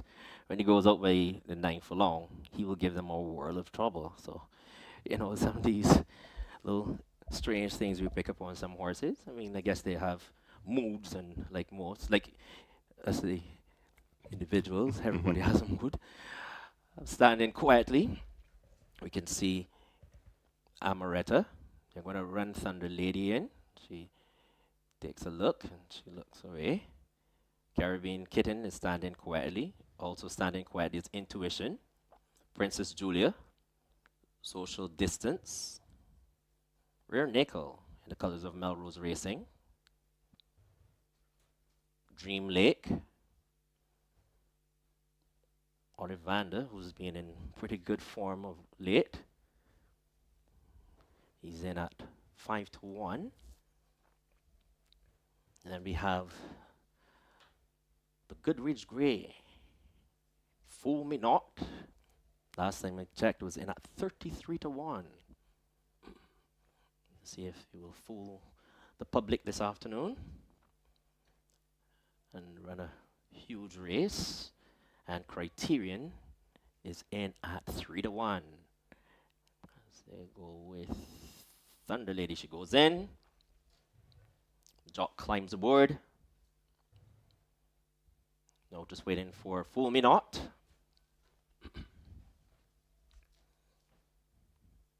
Just looking around, settling himself as they bring forward Criterion, and he goes in. Well, backs out there.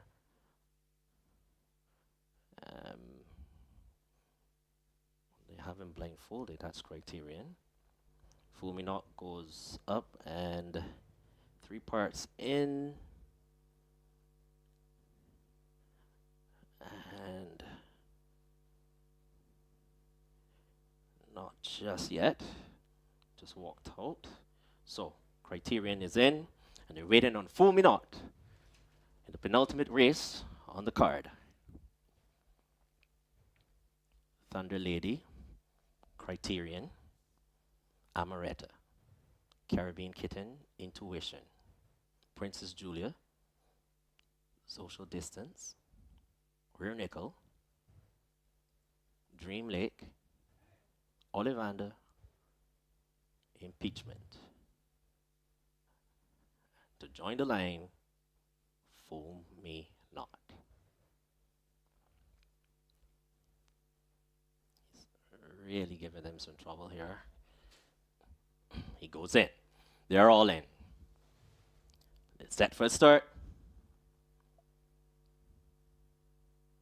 And he sends them racing. Fool me not would have just been a touch off pace, but there goes Thunder Lady.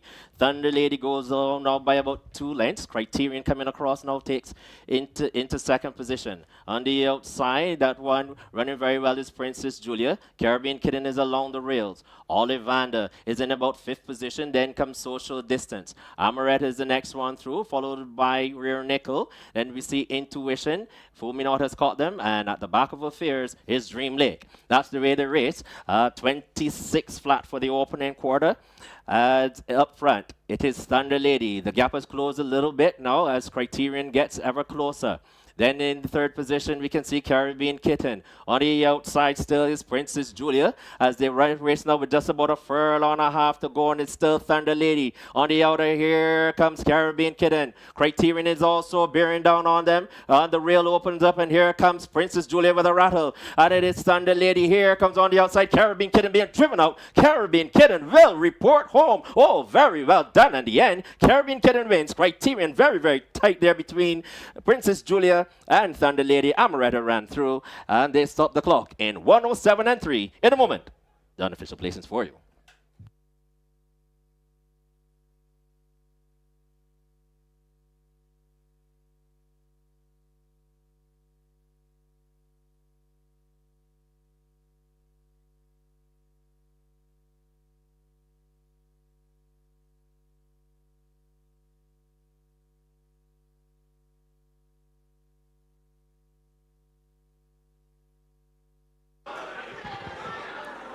Final time, 107 and 3/5 for the ceremonial deliveries of the last cane handicap as we await the unofficial results to be posted on the board.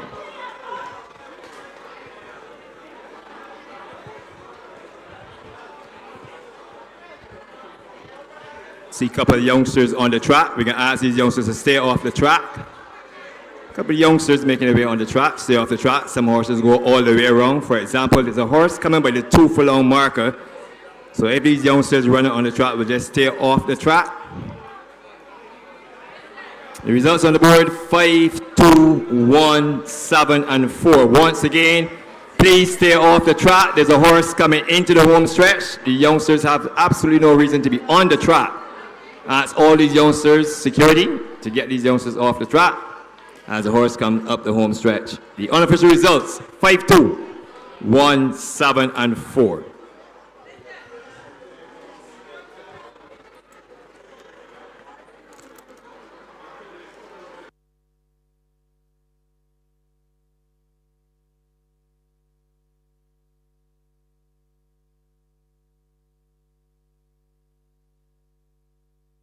This page is for trainer Ramel Lovell. You are asked to report to the stewards. Trainer Ramel Lovell, you are asked to report to the stewards.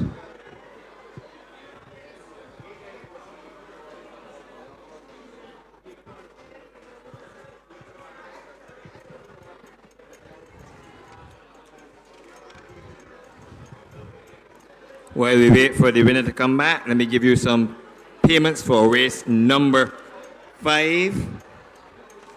The winner, horse number 11, Legendary, paid $4.10 to win, $155 to place, $4.10 and $155 on horse number 11, Legendary. For running second, horse number 7, Lady Jane, paid $185, $185 Royal Rush. Number 10, returned $2.35, $2.35. The 11-7 exactly paid $21.60, $21.60. The trifecta of 11, 7, and 10 paid $117.85, $117.85. The daily double, as in the rolling double, race 4 into 5, paid $91.40, $91.40.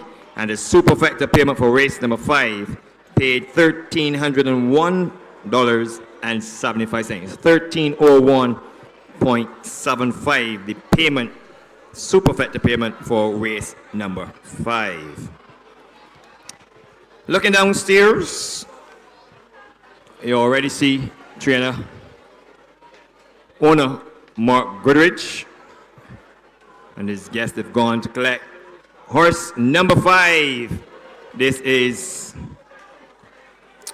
Caribbean Kitten, and the second victory on the card for jockey Lester Bling Mice Edwards. So many congratulations. Good to see the never say die jock in the winners enclosure for the second time, wearing the white gloves like MJ. So congratulations. Of course, Caribbean Kitten number 5 is a 5-year-old horse by Derby Kitten out of Lindsay's Star. Albert Cullimore is the groom, owned by Mark Goodrich, trained by Ramal Lovell, and confidently ridden to victory by Lester Edwards. Took along 113 pounds. Many congratulations. Second went to number 2, Criterion, the favorite. Third, the Speedy Thunder Lady from the inside, number 1. Fourth was number 7. That was Princess Julia. And fifth, to round out the high 5, was number 4, Amoretta. 5, 2, 1, 7, and 4. There's no shadows to lengthen. I would say they're just taking that pitch of tone, which suggests that the evening is coming to a close. We have a 6:30 schedule for the afternoon's climax of racing. This is the Crop Over Festival Handicap. The top class horses, actually under the top class, horses rated 115 to 97, will traverse 1,570 meters for a purse of $18,500, and that race is up next. Post time for that race is 6:30 p.m. Get your Mega 6 tickets. Last chance to get your Mega 6 tickets. Mega 6 jackpot tonight, $455,000. $455,000, the Mega 6 jackpot to be drawn tonight. You can also purchase tickets for the Super Lotto jackpot to be drawn on Tuesday, July 15th, 2025. That stands at $3,202,000. $3,202,000 for the Super Lotto jackpot to be drawn on Tuesday, July 15th. Get your scratch tickets, all the games. Copy that. You can tell there's a steward's inquiry into the running of race number 6. So hold all tickets. The steward's inquiry has been launched into the running of race number 6. You can also get your double draw tickets for the remaining draws, 7 and 9. Really giving them some trouble here. He goes in. They're all in. It's set for a start. And he sends them racing. Foaming out with they've just been touch off pace, but there goes Thunder Lady. Thunder Lady goes on now by about 2 lengths. Criterion coming across now takes into second position. On the outside, that one running very well is Princess Julia. Caribbean Kitten is along the rails. Ollivander is in about 5th position. Then comes Social Distance. Amoretta is the next one through, followed by Rear Nickel. Then we see Intuition. Fulminant has caught them, and at the back of affairs is Dream Lake. That's the way the race. 26 flat for the opening quarter.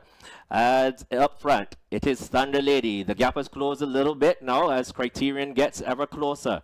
Then in the 3rd position, we can see Caribbean Kitten. On the outside still is Princess Julia as they race now with just about a furlong and a half to go, and it's still Thunder Lady. On the outer, here comes Caribbean Kitten. Criterion is also bearing down on them. The rail opens up, and here comes Princess Julia with a rattle. And it is Thunder Lady. Here comes on the outside Caribbean Kitten being driven out. Caribbean Kitten will report home. Oh, very well done in the end. Caribbean Kitten wins. Criterion very, very tight there between Princess Julia and Thunder Lady. Amoretta ran through, and they stopped the clock in 107 and 3 in a moment. Done.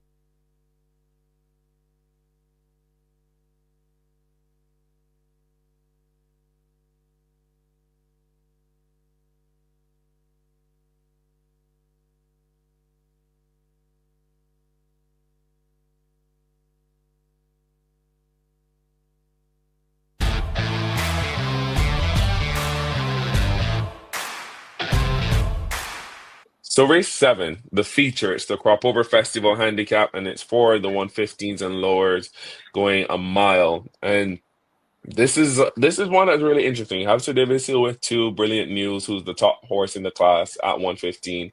He's debuting Irish bred filly first time in Barbados. She's run before. She has 2 wins in Miss Anya. And then there's the Goddess Nike, Cobia. The goddess Nike who's Miss Consistent across this class. The goddess Nike who's Miss, this is my class, I'm going to bully you.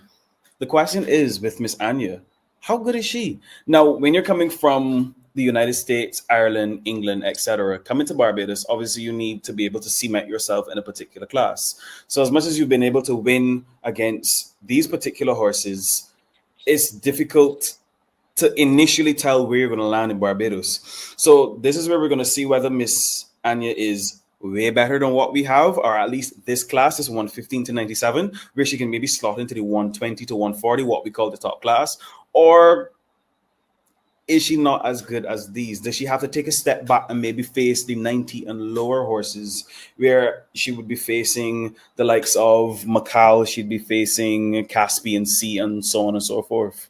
Yeah, I think this is definitely a needed addition to Barbados. Again, where she goes from here, does she go up the ladder? Does she go down? It's going to be interesting to see. I'm going to take her stablemate though, and that's brilliant news. I think he's definitely hungry to get back into the win column because he hasn't been there in over 2 years. And he ran a brilliant race last race there. Yeah, He definitely did take me out my shoes. He shocked me. That was his yeah. first brilliant effort going 9 furlongs. And well, he lived up to his name. Brilliant news. Yeah, so he's running after the best horse in Barbados, and he's getting like 20 pounds from it actually, and ran this horse to the wire. I think this was a very impressive performance. Again, a lot of people are only going to attribute it to the fact that he got so much weight, as valid as that may be. But brilliant news. Now he's the big dog here, and I think this performance indicates that Brilliant News is ready to stay, to reclaim this little middle B class, as they used to call it, this class, because I think this race is just super impressive. And coming back to a mile where I think he's better at. He never showed this affinity for 9 furlongs, and it ran like a 10 furlong race. I think coming back to a mile, I don't mind the weight. Ray Williams is on board. I think he's just gonna get a pretty good trip. Zazi's gonna go, Sir Jimmy's probably gonna go, and then Brilliant News and the Goddess Nike. And there's obviously the one race that people talk about all the time is when Seattle Sunshine ran with Shared Adventure, and then they were like, well, Seattle Sunshine was never the same since. I'm gonna hope that there's a little chink in the armor for the Goddess Nike after she went out of her element and chased after, or was chased by Smoking Tea. And that's why I'm gonna completely fade her here. I respect her and I understand why, someone would want to take her in this spot. I wouldn't talk you off of her, but I'm gonna hope that she's just a little beaten up after that last trip with Smoking Tea, and I'm gonna go with Brilliant News. Well, I think to beat the Goddess Nike, she'd have to be ultimately, I think she had to be disinterested in this race. I think it's really hard to go against her, especially with 118 pounds. If I look back at her last race, I do have to think that she wasn't necessarily interested in the goings. Every horse has its own personality. Every horse is its own being. They have their likes, their dislikes. And I think the going last race, this simply was not on her favor. I don't think she was a fan of such, and I think she showed that ultimately from 3 furlongs out. I think she gave her heart for the first 6, and afterwards she said, I can't do it anymore. Saturday, I do hope goes better than last race. Yeah, I do hope we have firm conditions and she can show a true account for herself. But I think the real question is Miss Anya. I do think we need to see where she stands. Zazie definitely is setting pace for me Saturday. Zazie, there's no question about it. She has to set pace. Sir Jimmy has... Yeah, it's hard to know what Sir Jimmy's gonna bring, but it's gonna really be interesting to see what the Goddess Nike can do versus Brilliant News. Again, the race runs through the Goddess Nike. If she shows up, she's gonna be tough, but I think Brilliant News for me in this spot.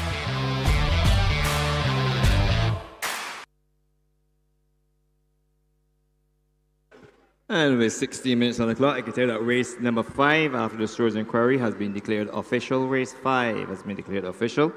The official results 5-2, 1-7, and 4. A victory there for number 5, Carabine Kitten. The final time 107 3/5. The nightcap promises to be a scorcher over 1,570 meters, as discussed by Pillar to Post hosts Rashawn Aline and Kobia Hamlin. It's interesting to see how it pans out. Track conditions when the goddess Nike met Brilliant News were totally different from today.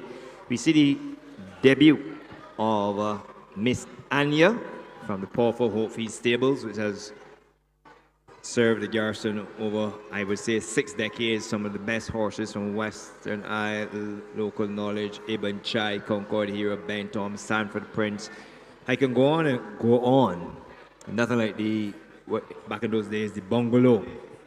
But Sir Davis continues to support horse racing, even at the ripe age of 87. And he debuts another horse here who's pending or destined for the top, coming over England with 2 victories, one at Chelmsford and the other at Wolverhampton. And we'll see how she goes against horses rated 115 to 97. The other 2 complete field, Bizazi, who has a tremendous record as a young 2-year-old, early 3-year-old, but is found to going a little different, turning 4, and Sir Jimmy, who throws the odd clunker in between and then sparks assiduously when it is his time to spark. So we see those 5 going 1,570 meters in about 14 minutes time.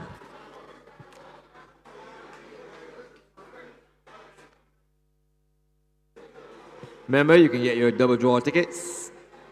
Tonight's Mega Six jackpot, $455,000. Tuesday, Super Lotto jackpot, $3,202,000. Get your scratch tickets. All the games are readily available at the various betting lottery booths, which is located over by the drill hall or inside by the grandstand. And it's very important.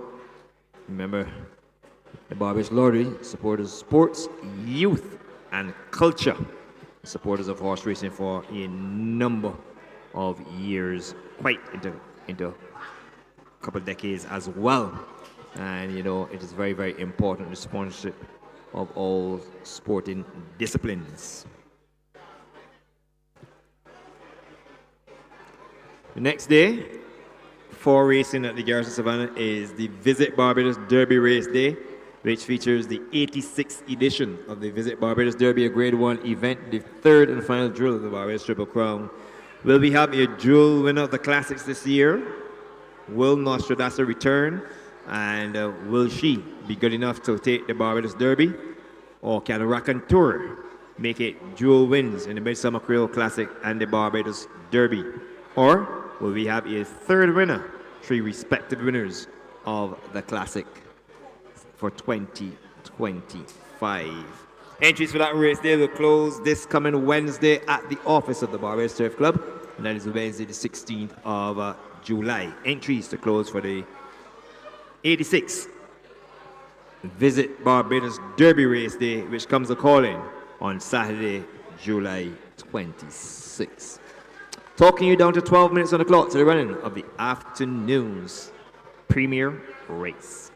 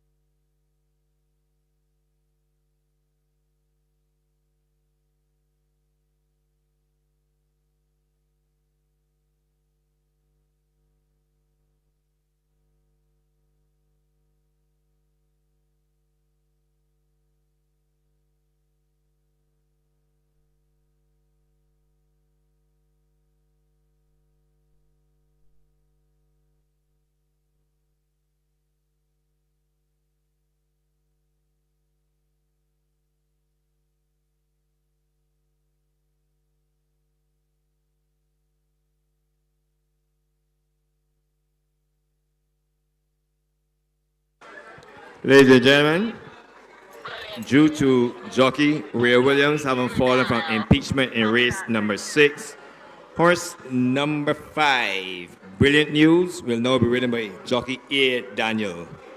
Horse number 5, Brilliant News in race number 6, will now be ridden by jockey Aaron Daniel, replacing Ray Williams.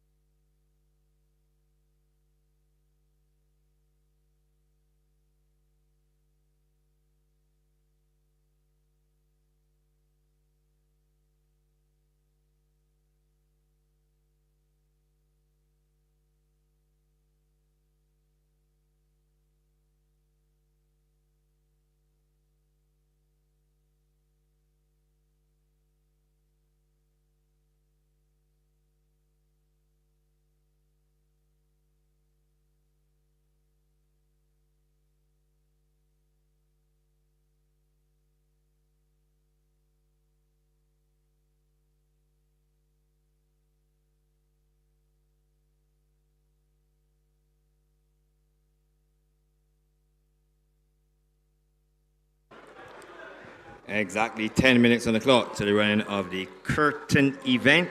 6:33 and a piece.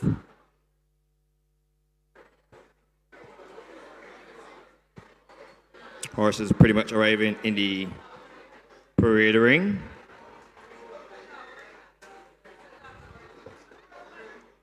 For what promises to be a spectacular manner to close out the third day of the Barbados Turf Club's second racing season for 2025.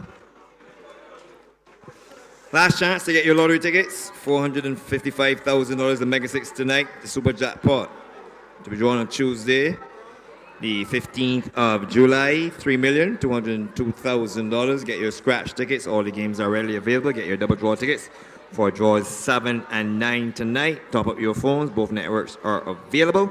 And this can all be done inside by the grandstand or over by the drill hall. The Barbados Lottery supports sports, youth, and culture. You got to be in it to win it.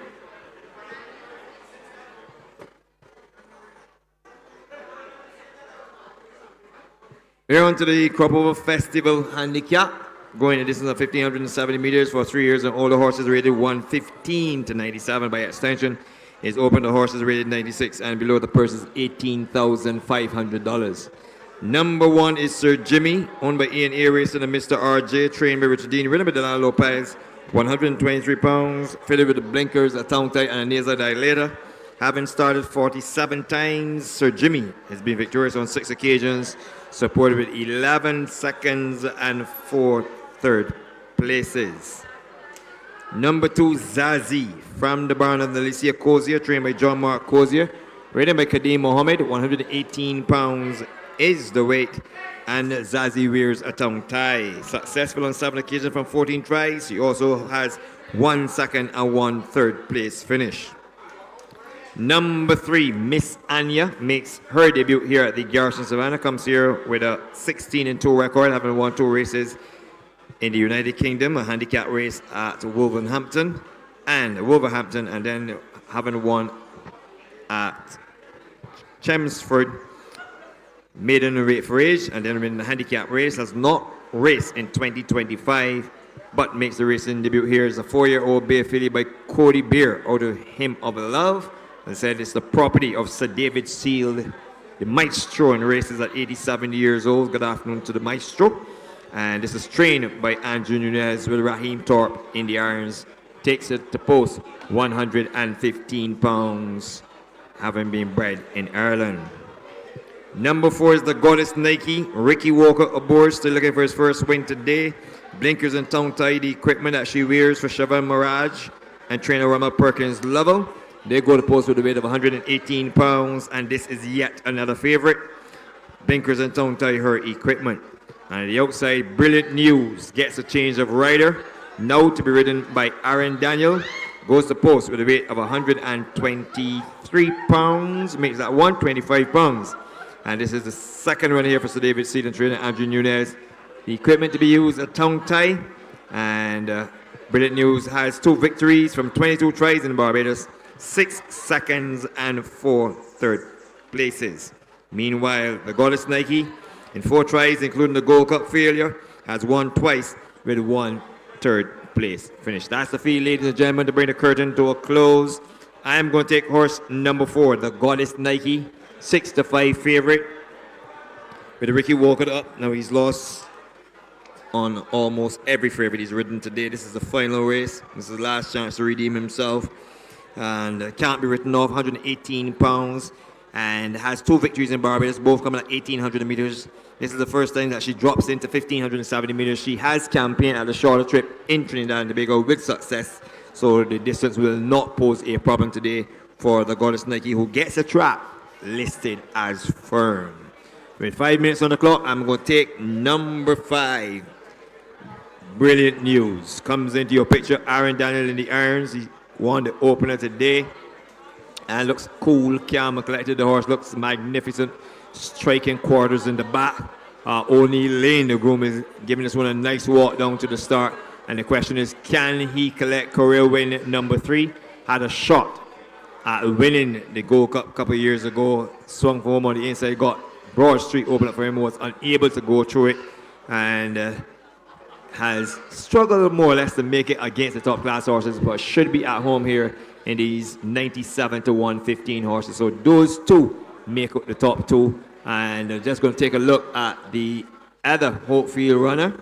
Just come into your picture so you can have a look at. This is Miss Anya. Makes her racing debut. The jock is not going to get the leg up. Remounts. And she makes her racing debut at the Garrison Savannah. Looks a little bit on the frisky side. Well turned out as well. Having come over from the United Kingdom.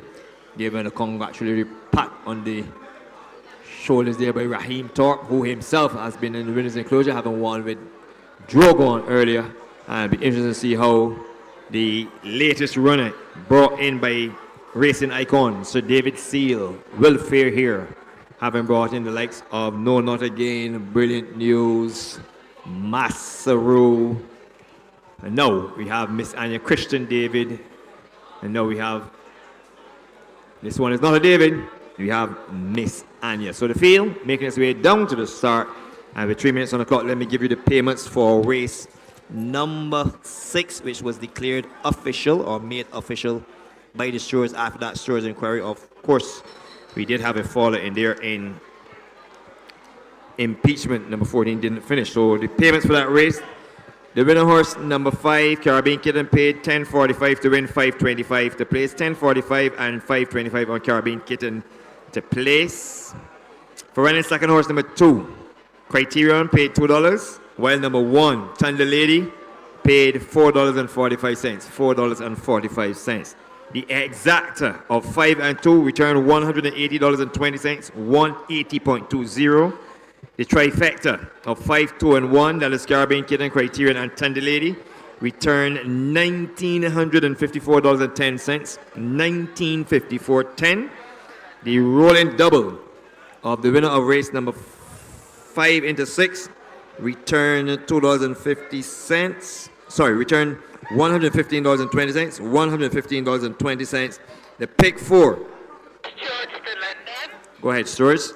The pick 4 of 7, 9, 11, and 5. Go ahead, Stores. Paid 8. Will do. Paid $18,139.10. This is a page for trainer Andrew Nunez. Copy that. This is a page for trainer Andrew Nunez. You are asked to report to the stores. Trainer Andrew Nunez, you are asked to report to the stores. Once again, the pick 4 payment paid $18,139.10. There was no winner of the high five. No winner of the high five. There's a carryover of $11,628.15. $11,628.15 going over to the high five for next race day. Quickly, the order of finish. Finishing 5th was number 4, Amaretta. 6th was number 12, Fool Me Not. 7th was number 13, Ollivander. 8th was number 8, Social Distance. 9th was number 11, Dream Late. 10th was number 10, Ray Nickel. Number 6, Intuition, was basically one from last, basically, as number 14, Impeachment, did not finish. Distances 1 1/4, half, 1, 1, and a short head. Once again, 1 1/4, half, 1, 1, and a short head. 1:07 and 3/5 the time.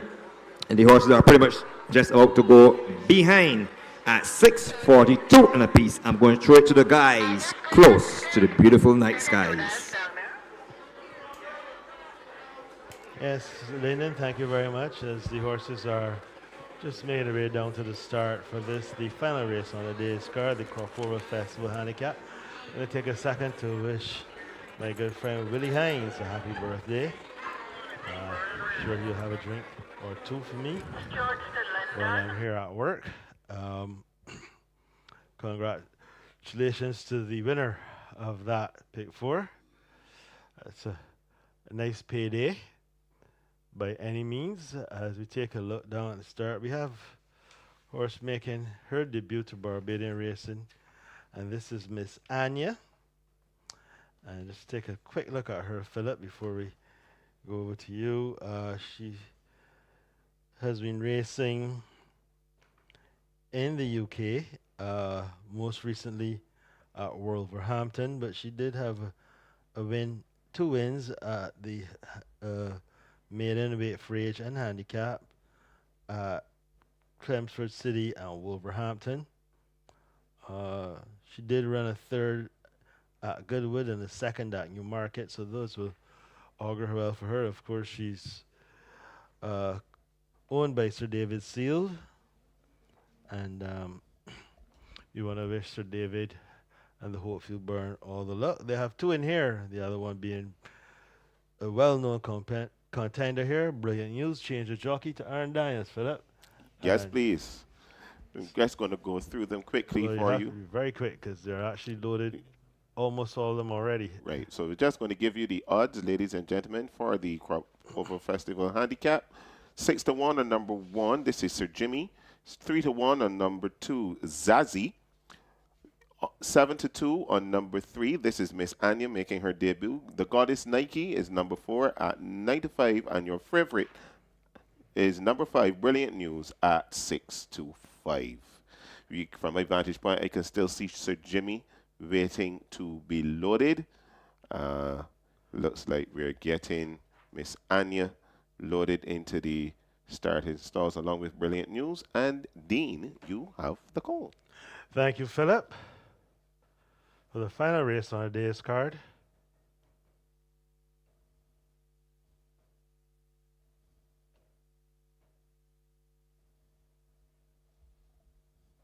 and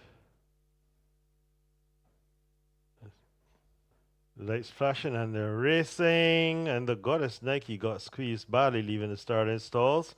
But as they come to shooting on to the main course, it is Zazie in the pink and blue silks who leads. From Miss Anya in the black with red sleeves and black cat, she's pulling absolutely double. Sir Jimmy is on the inside of her, racing third. There's a break of a length and a half before we get to Brilliant News. And the Goddess Nike is the trailer of the quintet as they're around the paddock bend. The opening quarter, 25-2. And it's Zazie who continues to lead by a length and a half now, maybe two, to Sir Jimmy. Then Miss Anya's next. And a straight line behind her is Brilliant News, and 2 lengths adrift of Brilliant News is the Goddess Nike as they round the far turn and begin their ascent towards the drill hall. And it is Zazie who's in front by 2 lengths from Sir Jimmy. Then Miss Anya's third. Behind her is Brilliant News. The Goddess Nike is 3 lengths adrift of the main punch as they go past the 3 and begin their run downhill towards a quarter mile. Half mile completed in 49-4. And it is Zazie who has taken no prisoners so far. She's in front by 2. On the inside, Sir Jimmy running on stoutly. Brilliant News has begun his run. Miss Anya drops away meekly. The Goddess Nike still has all to pass, and they're homeward bound. And it is Zazie who's in front. Brilliant News trying to close, but it's Zazie under her right. She's going to report home now, just showing the whip to finish the job, and she does so in fantastic fashion. Wins it, going pillar to post. Brilliant News was second. The Goddess Nike, Sir Jimmy, and Miss Anya was the last one home. The clock stopped the clock in 1:37-1.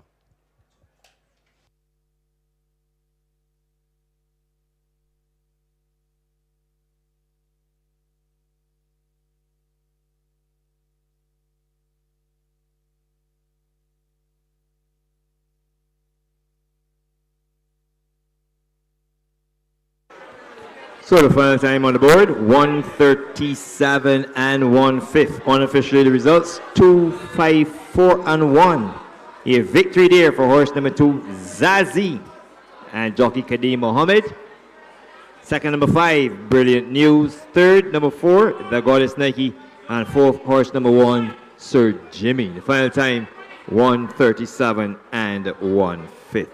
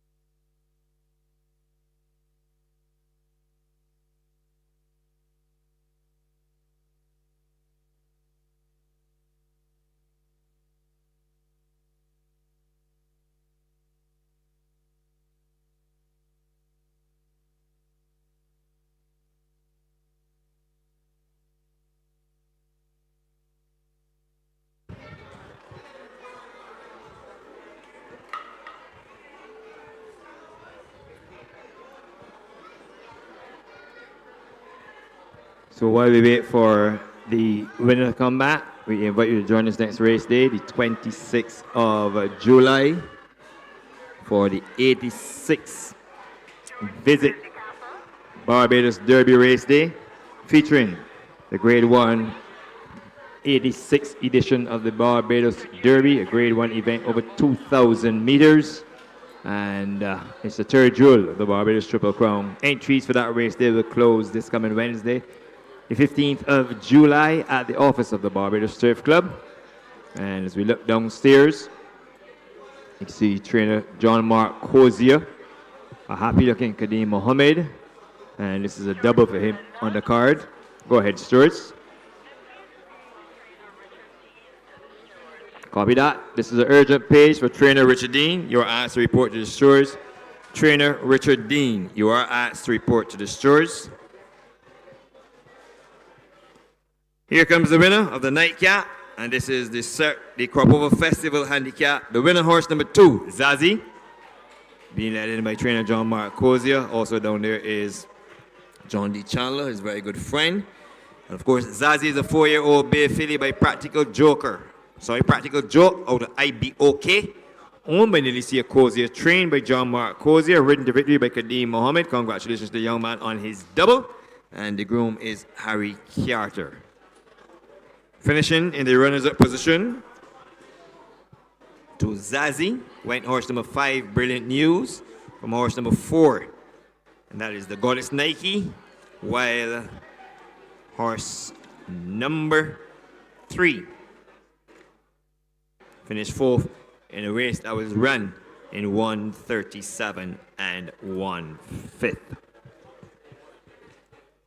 So, until this race is declared official, where the favorite was toppled, horse number 5, Brilliant News, the 3-2 favorite was toppled by the 3-1 shot Zazie. We'll come back and put a wrap on the proceedings for you.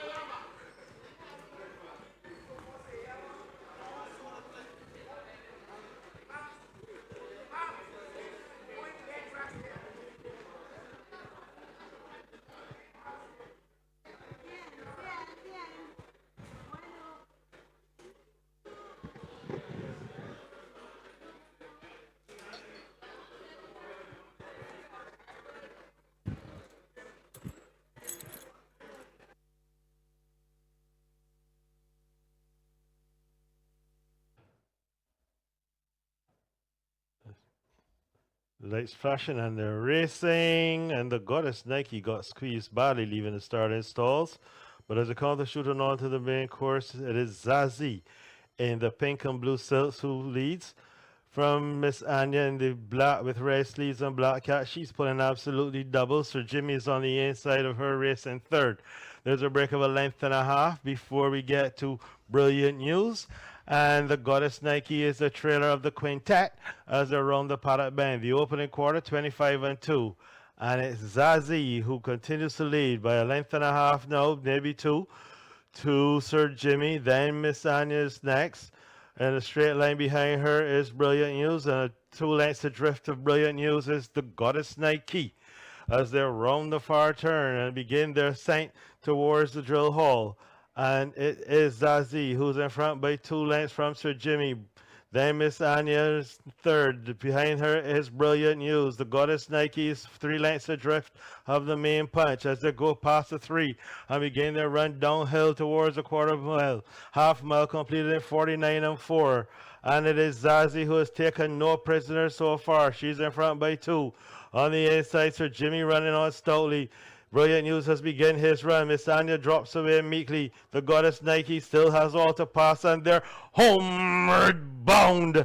And it is Zazie who's in front. Brilliant News trying to close, but it's Zazie under her right. She's going to report home now, just showing the whip to finish the job, and she does so in fantastic fashion. Wins it, going pillar to post. Brilliant News was second. The Goddess Nike, Sir Jimmy, and Miss Anya was the last one home. The clock stopped the clock in 1:37:1.